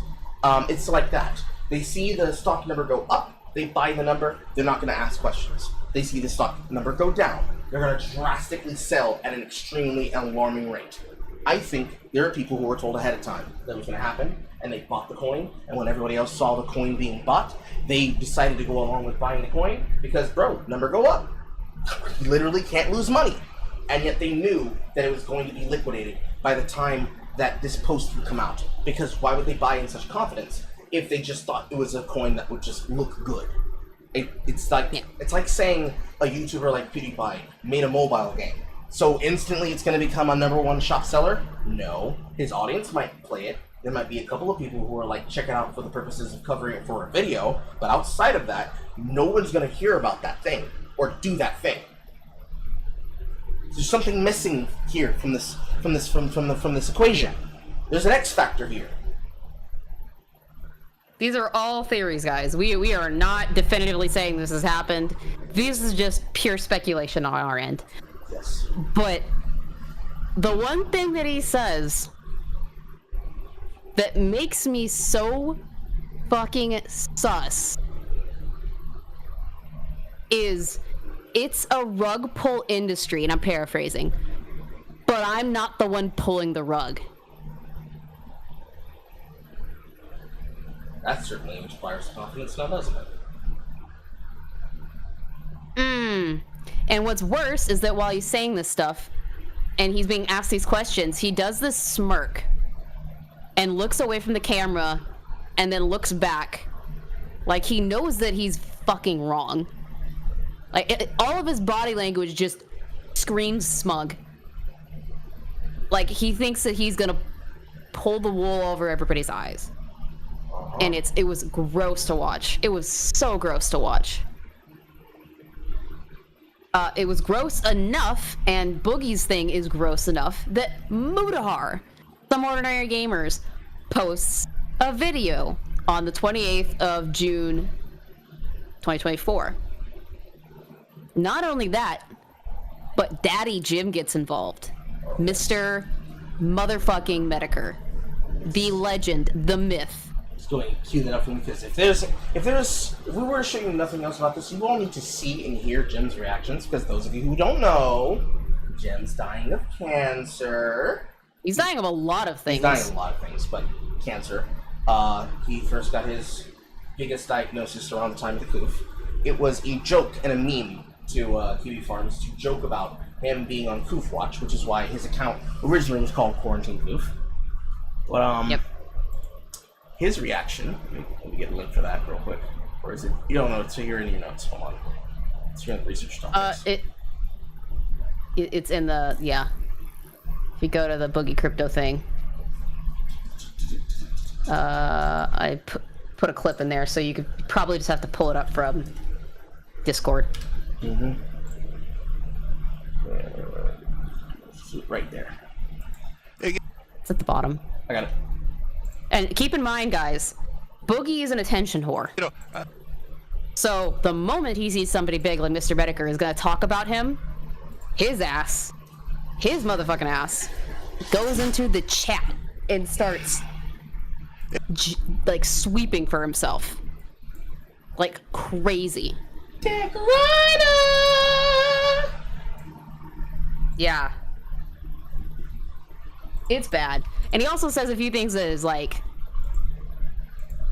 very suspect. Like, and Jim points this out.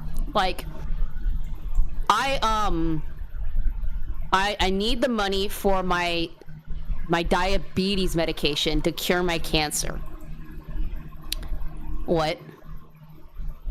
It looks like this is the shortened version of it. Do you happen to have the longer version of it? I don't know. I just happened to see that on Let me see if I can Twitter and grabbed it. Let me see if I can find it on the timeline, because I know I saw the long version. You probably want to bring that down just in case porn.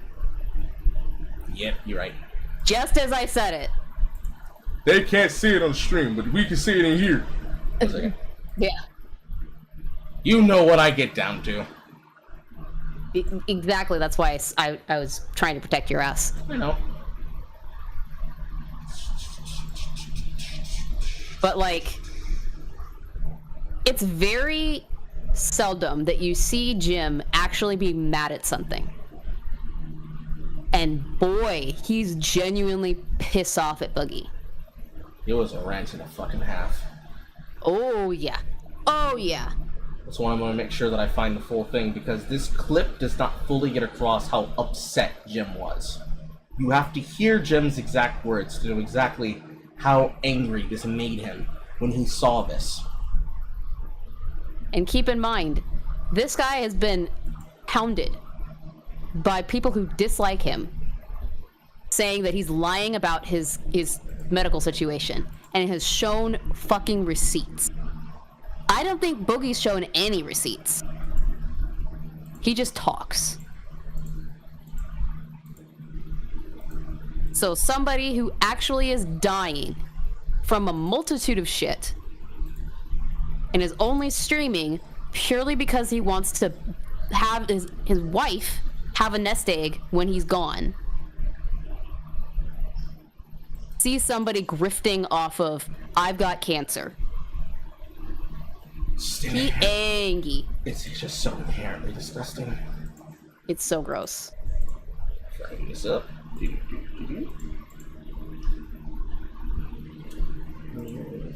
Here. And let this blade fucking rip. And it's supposed to be excusable because you've fallen on hard times. Well, you're not the only one, motherfucker, that's fallen on hard times. And this is why this particularly pisses me off, Boogie, so let me try to explain this before we get into it, because you might be wondering, why do I sound somewhat angry about this? Because I'm dying, you fucking cunt! Because I actually have cancer and I'm dying from it. Painfully, you fat piece of shit. And throughout all of that, I haven't fucking screwed my audience. I didn't do a crypto scam, Boogie. I did streams. I collected super chats. I sold fucking hats, Boogie. That's what I did. Oh, is medicine expensive? Is cancer tough? Shit, God, who would know? Oh, well, fuck, I would. You think I'm out here streaming because it's fun for me, asshole? I'm in pain every fucking day, Boogie. I'm dying. I stream to make money so my wife has shit for when she puts me in the dirt. So when I see your fat ass crying about you can't afford shit and it's because of cancer, back off, and it's acceptable that you do shit like this because you're sick, it's a load of shit to me, buddy. It's a big load of fucking bullshit to me, Boogie. Because I'm going through the same thing. But I don't need to rob the people that watch me as some kind of fucking excuse. I put up a link to sell hats. Put up a link for super chats. I make money, I don't. That's the way it fucking works. But I don't screw people that have watched me for a decade for a quick amount of fucking pocket change. And I'm almost certain, asshole, that when you were talking to CoffeeZilla, you know, the first thing that you went into when you talked to him was about, oh shit, I'm so sick, I've got cancer, I needed that money for cancer medicine. And then what do I see in my fucking chat, Boogie? What do you actually have the balls to put into my fucking chat, Boogie? I'm on a weight loss drug. The whole reason I took the crypto deal was to be able to afford it, LOL. I'll tell the people that tell me running a crypto scam on my audience is reprehensible and wrong. I'll tell people they need to pity me for being sick.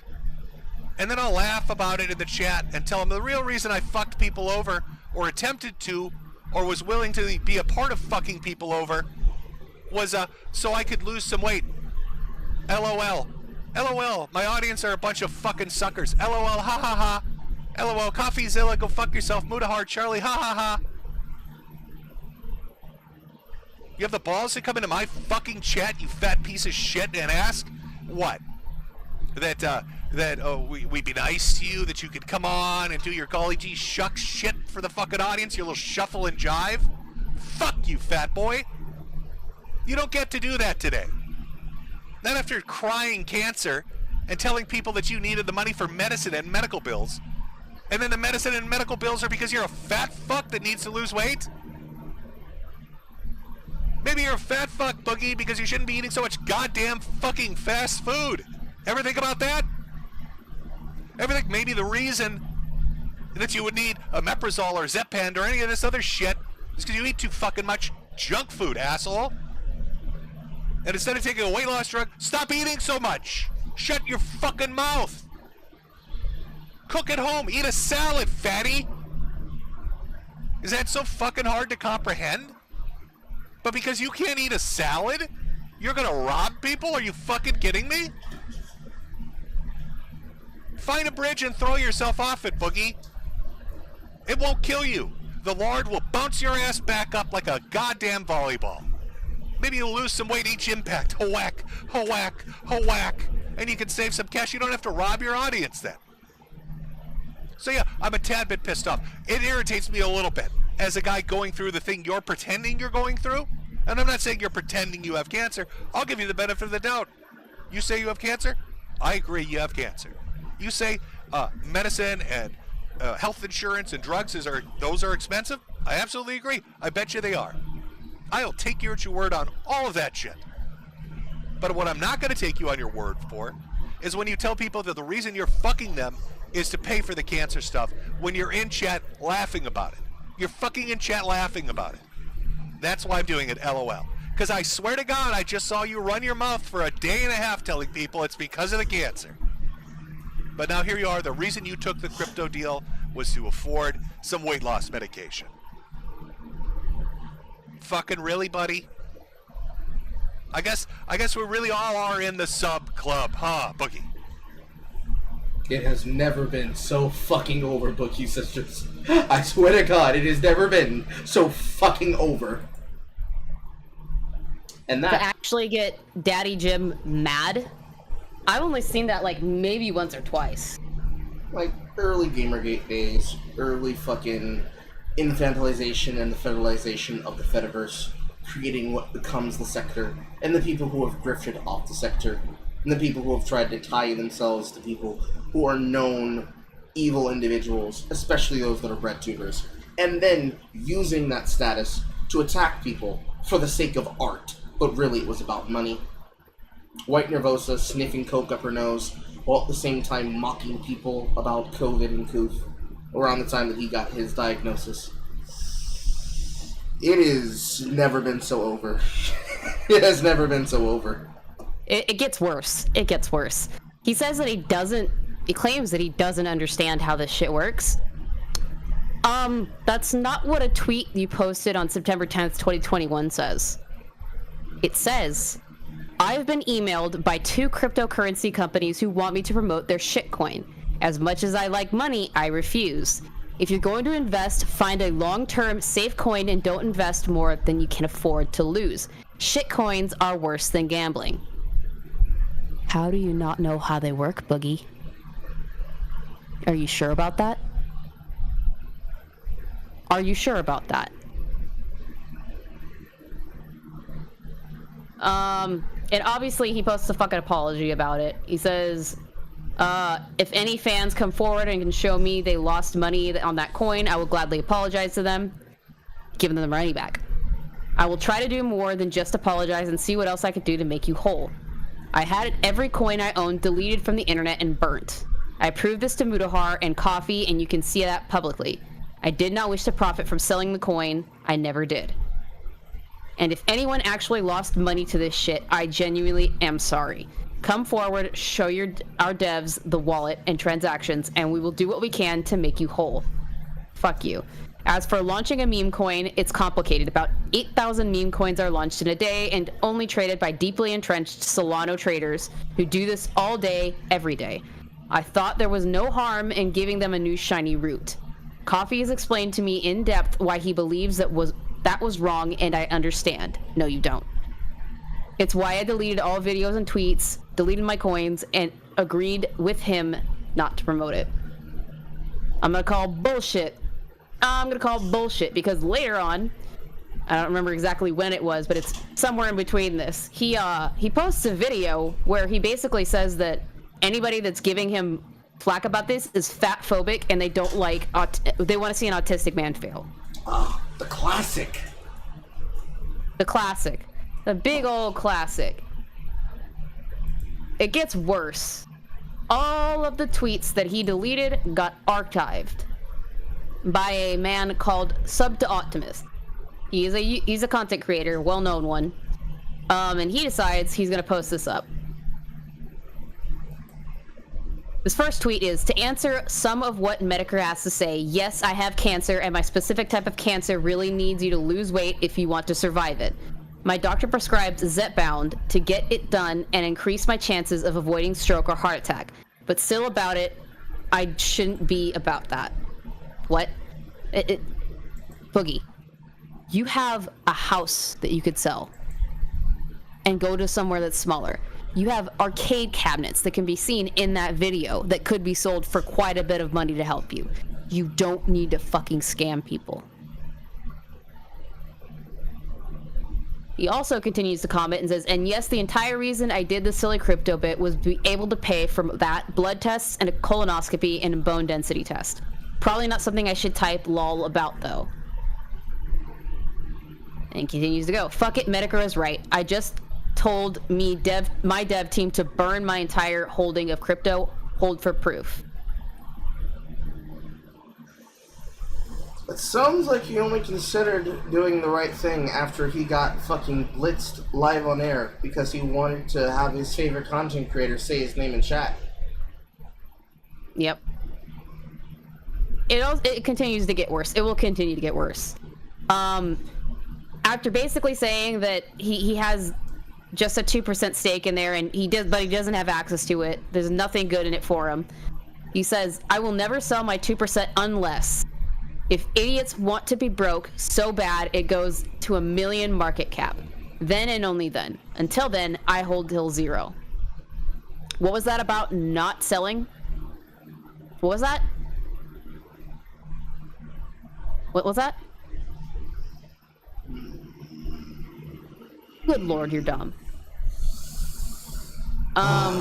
This should be the kind of scam that makes it grounds to have your channel deleted. It's really bad. It's really bad, and it just gets worse because he when he gets called out by the commentary community, he basically doubles down on the "it's a joke, bro." See, this guy gets the joke. I think most people do. It's wild seeing commentary community pretend they don't.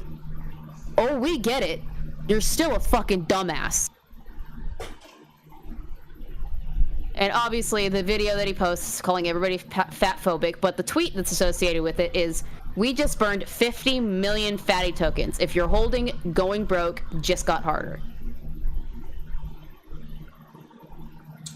You fucking idiot. It still goes. There's so many of these. So many. He says, "You know the commentary community making videos about how you're basically YouTube Hitler loses its sting about 5 or 6 years into it? I do hope their audience gets tired of it eventually.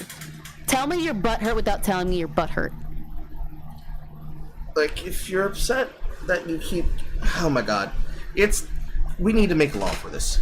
Carl's Law of How to Avoid Internet Controversy. If you're upset with being the internet bad guy, stop being the bad guy on the internet. Who made you take the deal, Boogie? Nobody. Was it the ghost? Was the ghost in my house to waste your water? Did he swim up the hatch and then fly into your fucking hairline and slick your hair back like your name is Gordon Gekko on Wall Street? Did he tell you to get your fat bastard man titties out in front of your arcade cabinets and hold a fucking Slim Jim between your thumbs like it's a cigar? Was it you? Certainly it wasn't the woman who you paid to be in your commercial sitting to the direct right of you. Or was she the mastermind? His girlfriend is totally the mastermind, guys. Totally. And then you're upset that they're making videos His about Stockholm Syndrome girlfriend is totally the one that got him into this. Yeah, totally. And yes, it continues to get worse. And the reason why it gets worse is because he's an attention whore. He cannot help it. He cannot help himself. Somebody says to him, "Doesn't matter what you said, you still promoted it to your audience. We'd have more respect for you if you just said you didn't give a fuck. You just want the money instead of jumping through hoops trying to justify your shitty behavior." His response: "Fine, I'll speak as succinctly and bluntly as I can. I knew 0 of my fans would download Coinbase, create an account just to buy shitcoin. It literally wasn't going to happen. But a bunch of crypto millionaires might come in and waste 0.01% of their worth on a meme coin and as a joke, and they did. I don't care if a multimillionaire loses less than 1% of their holdings. That happens in crypto bros all day, every day. I don't care one bit about it.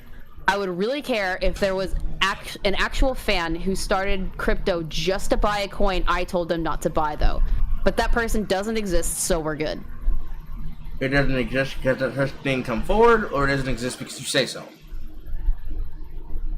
He doesn't understand that just the concept of doing this and promoting it to your fans is fucking scummy. He posts, and he quote tweets himself in that video he posts and says, "90% of these comments are just people mad that a fat man can keep a beautiful woman happy for a full year. So much copium." Yeah, from you. See, I'm gonna steal that. I'm taking it. It's mine now.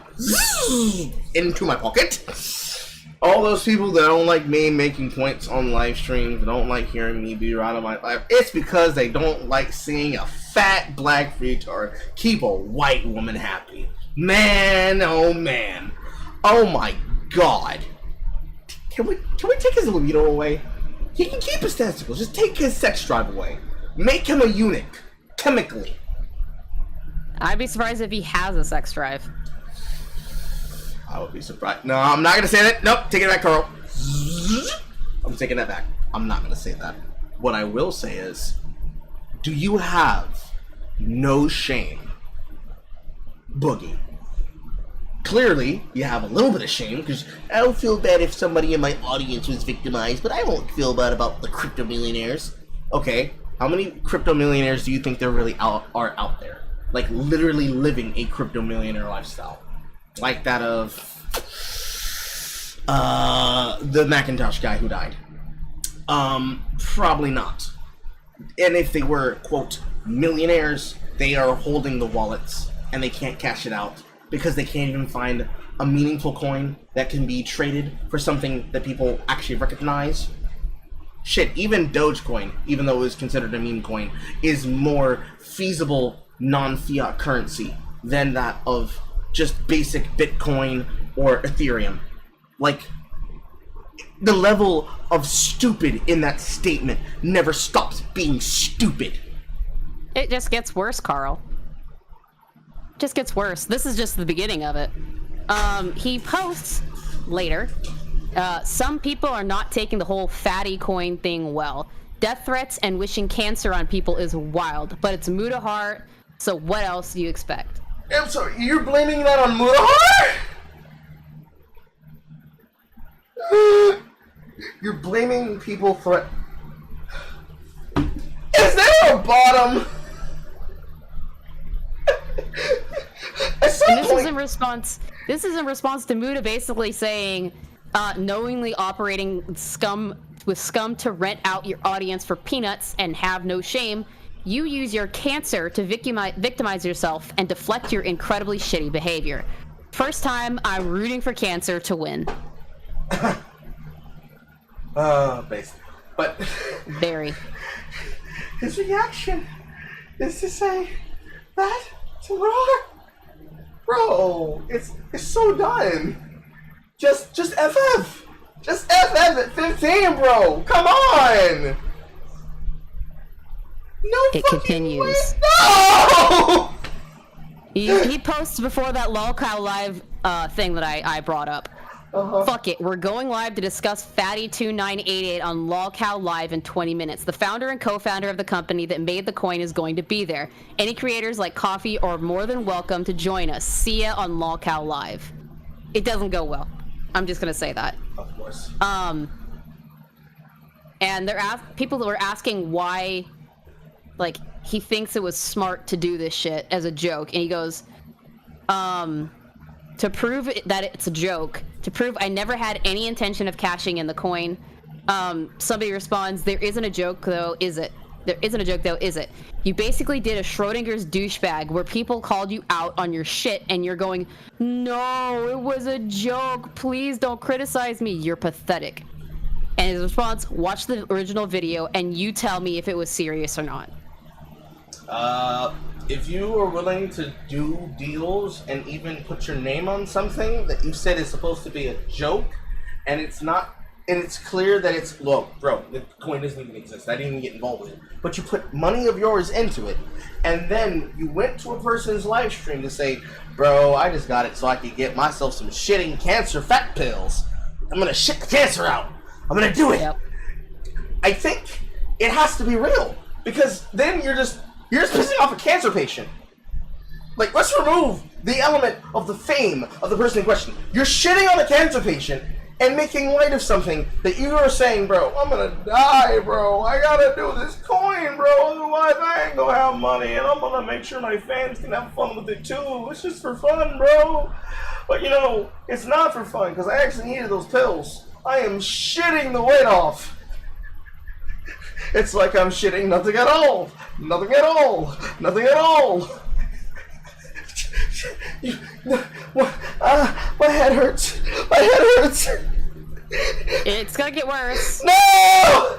No! There's still a lot to it. There's still a lot to it. The next tweet that's brought into this thread is Boogie coping about Medicare. And its first tweet is, me, I swear these YouTubers will curse me with their dying breath. Medicare. I volunteer as tribute. Oh my god. That joke said, go watch his stream and give him money. If he wants to spend one of his last days making thousands of dollars making fun of a fat retard, I am all for it. You're coping. You coped, and then you backtracked. Done. He goes on. Okay, last week for the night. He means last tweet for the night. I genuinely can't believe any of these content creators are stupid enough to think a single person was going to follow my crypto advice after I lost everything. You don't understand the internet. They know it's a joke, and they're playing you as idiots. They're rage baiting you. Don't let them. What's funnier is they've turned this dumb meme into a real coin, and people are starting to invest in it. That's more of the problem. I tanked it originally. Of course I did. That was the joke. It's not a very good joke, bro. This joke's has probably ruined at least 10 people's political and financial futures. Nope, and he can't keep Mudahar's name out his mouth. Keep in mind, this fucker has gone and talked to Mudahar's wife to try and make Muda stop bullying him. Not the McKenzie method! I know the wife. I'm mutuals with his wife. Not the McKenzie method!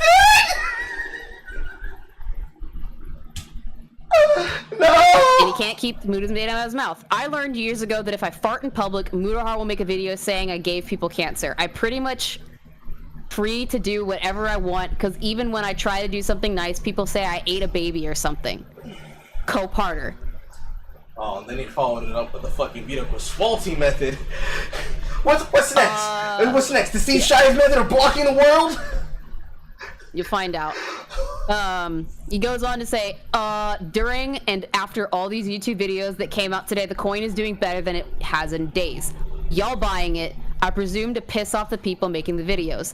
That means that your scam is working.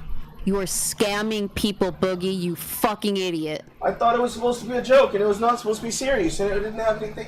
But you're keeping track of how the... Listen, guys, I wanted to make a joke about how I was going to bomb threat a couple of cities within my area, but you know, it's just a joke. But I've been keeping eyes on the police scanners of the area, and they're very much terrified of a bomb that's going to happen at the South Common Civic Center. Man, this joke is doing numbers! Yep. And he basically contradicts himself in the next tweet I'm going to read out. He responds to Xylee Gets Real. Gotta love Mama Xylee. Of her posting Voidzilla showing the graph where after he puts the thing out with the coin, it's down 90% in 24 hours. And he says, I literally told everyone not to buy it because you would go broke if you did. I said it was a meme coin and was worthless, so I'm not surprised at all that it's worthless. Of course it was. I told you it would be. Doesn't obfuscate what you're saying, especially now, 2 days after that, you were saying it's doing better because y'all have pushed this shit. Continues. CoffeeZilla responds to him and says, your coin's value just went up. Fatty coin is down 90% in the last 24 hours. He responds with, isn't it strange that I have given the entire contact info for the mastermind behind this coin and Coffee refused to speak with him? Wonder why. Because he's a fucking sus motherfucker. That's why. He responds to Optimus. Optimus says, he really exposed you, moron. You admitted to it live on this video with hundreds of thousands of views. What else left is there to expose? If you're going to sit here and morally preach about exposing the scammers, why don't you do it since you have the info? Exactly. Fuck off. His response, I was the talent who was scapegoated. I don't even know how to mint a coin. Someone else did. Bullshit. Okay, let's believe that's true. You don't know how to mint a coin. So you got a very scumlord kind of guy who does know, who's clearly gone onto the air, and then when he spoke to people, showed that he was being duplicitous and being deceitful. You associated yourself with this element. You did business with this element. I will mock you for you doing business with this element and then pretending you did not know what you did.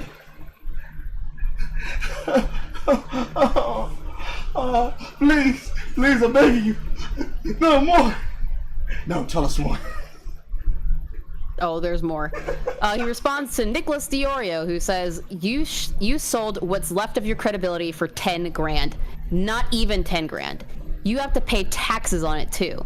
This amount of money is easily attainable money if you just streamed regularly and talked about video games. Here's his response. I generally thought if I said don't buy it, people wouldn't buy it. Who knew people would want to be broke so bad? Fuck off with that. And then he says that he's doing the right thing later by burning the coins and says, yeah, I know, but I'm still gonna do it because it's the right thing to do. I call bullshit. Another thing from for the Dank One or Lurker, it says it's very possible that Boogie is a sociopath, and for the fans that fall for it, then they probably deserve to get scammed. Starting to understand why his wife left him. Burn. His response: out of all the dumb shit in my timeline today, this is the most retarded of it all. No, it's not. It's pretty much summarizes everything. And then his statement. His fucking statement. In the last few days, I have learned a lot about the internet, myself, and crypto. My intent by launching a meme coin was to make people laugh and happy. I wanted to give millionaires who like meme coins a new toy to play with. I also wanted to create a community among... What's the rest of it? Where's the rest of it? Among those people who interact with as I have through the Logcow live community. So he's lonely, so he's gonna make a crypto coin so that they can join his Discord server and he won't be lonely anymore. Whatever. To say I missed the mark is an understatement for sure, so you're backtracking. But some of the people that are angry for some weird reasons. No, they're not. This never targeted fans. In the 90 seconds this was available on websites as a casual fan could not have created a Coinbase account, get verified, figure out how to buy Solana, which is a chore itself, to then purchase a meme coin. It's literally impossible. That process takes hours, sometimes days.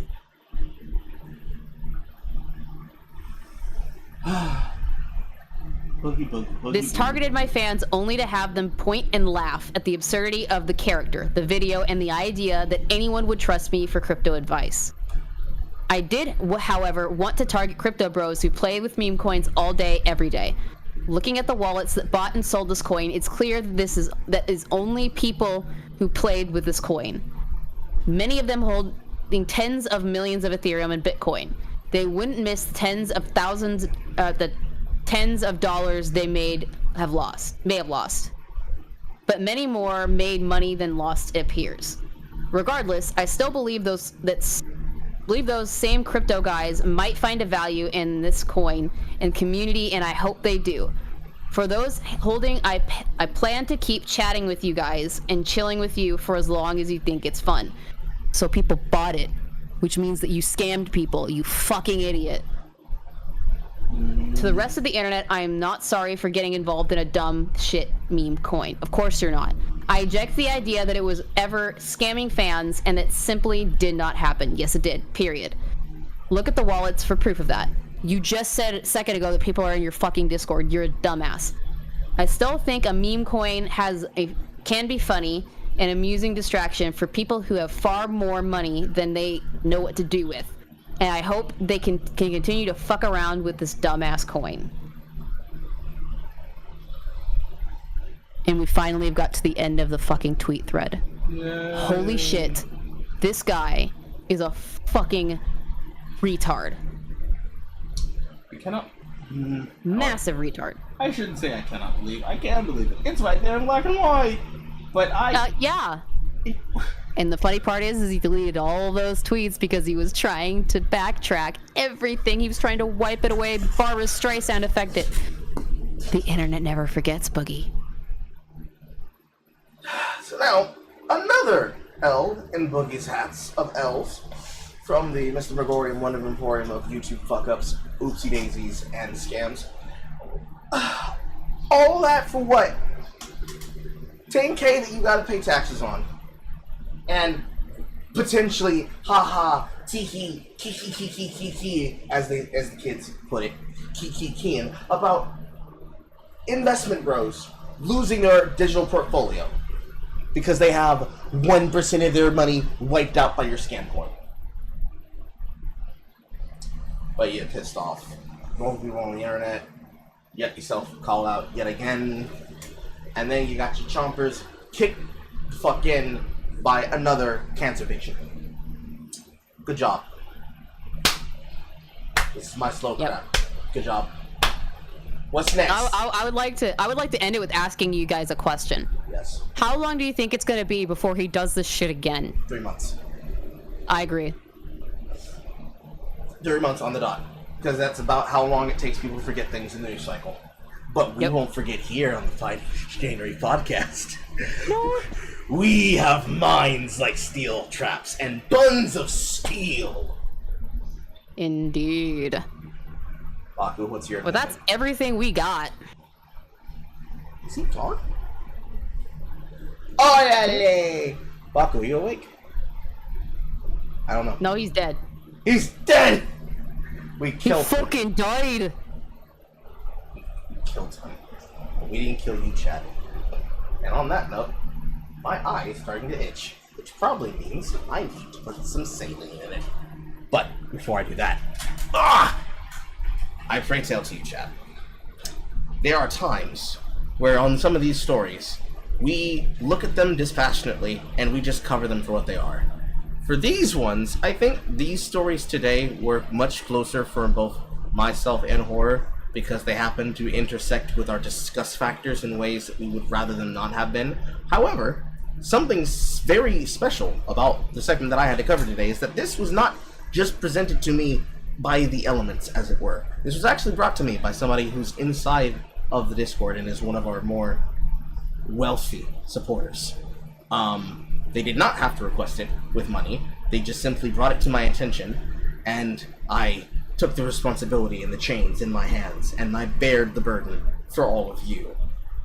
Those of you that feel that they want to suggest things to the show, please remember that you can do so by going to the Discord and go into the section titled The Printing Press Express and simply put news stories that you see come up through the week inside of that section, as well as anything that is worthy of a podcast idea inside of podcast ideas, should you be at the level of a United Carl founder. Because, as we remember here at the UNCF Foundation, a Carl is a terrible thing to waste, but a news story is also a terrible thing to waste. I'm in physical pain, having heard about a man who thought he was smart enough to trick people into a crypto scam, but if you find a news story that you believe is interesting enough for us to get into, we will talk about it on the podcast. And if you feel that you have the ability to be a cool enough dude to request to do so, consider becoming a donator and or pledger today, so that you too can be able to request your cringe on demand.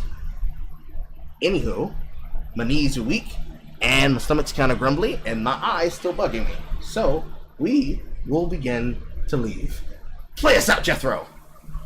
Because remember, chat, don't let your memes be dreams, and do not forget the things that are most important.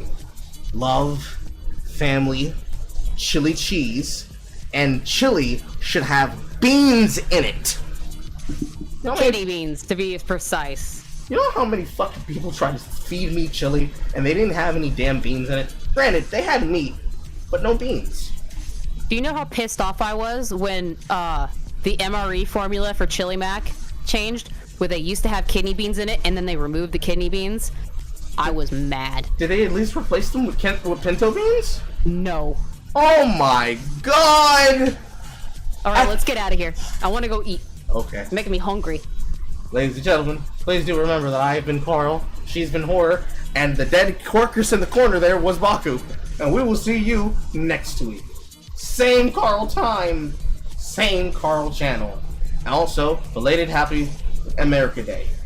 Remember, British people, we can run that fade again! We will run it again! For truly what is more important than liberty, justice, and culture. Chili with fucking beans in it. Goodbye, everybody. Bye. Goodbye. Goodbye now. Goodbye now. Goodbye.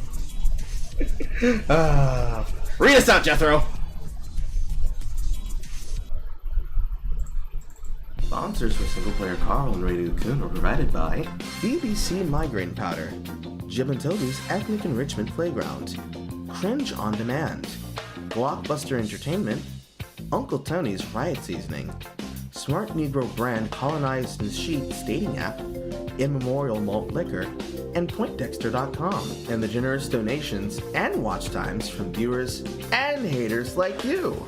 Thank you! And if you'd like to support Carl, consider leaving a wonderful donation at Ko-fi.com, Subscribestar.com, YouTube.com, and Twitch.com/SinglePlayerCarl.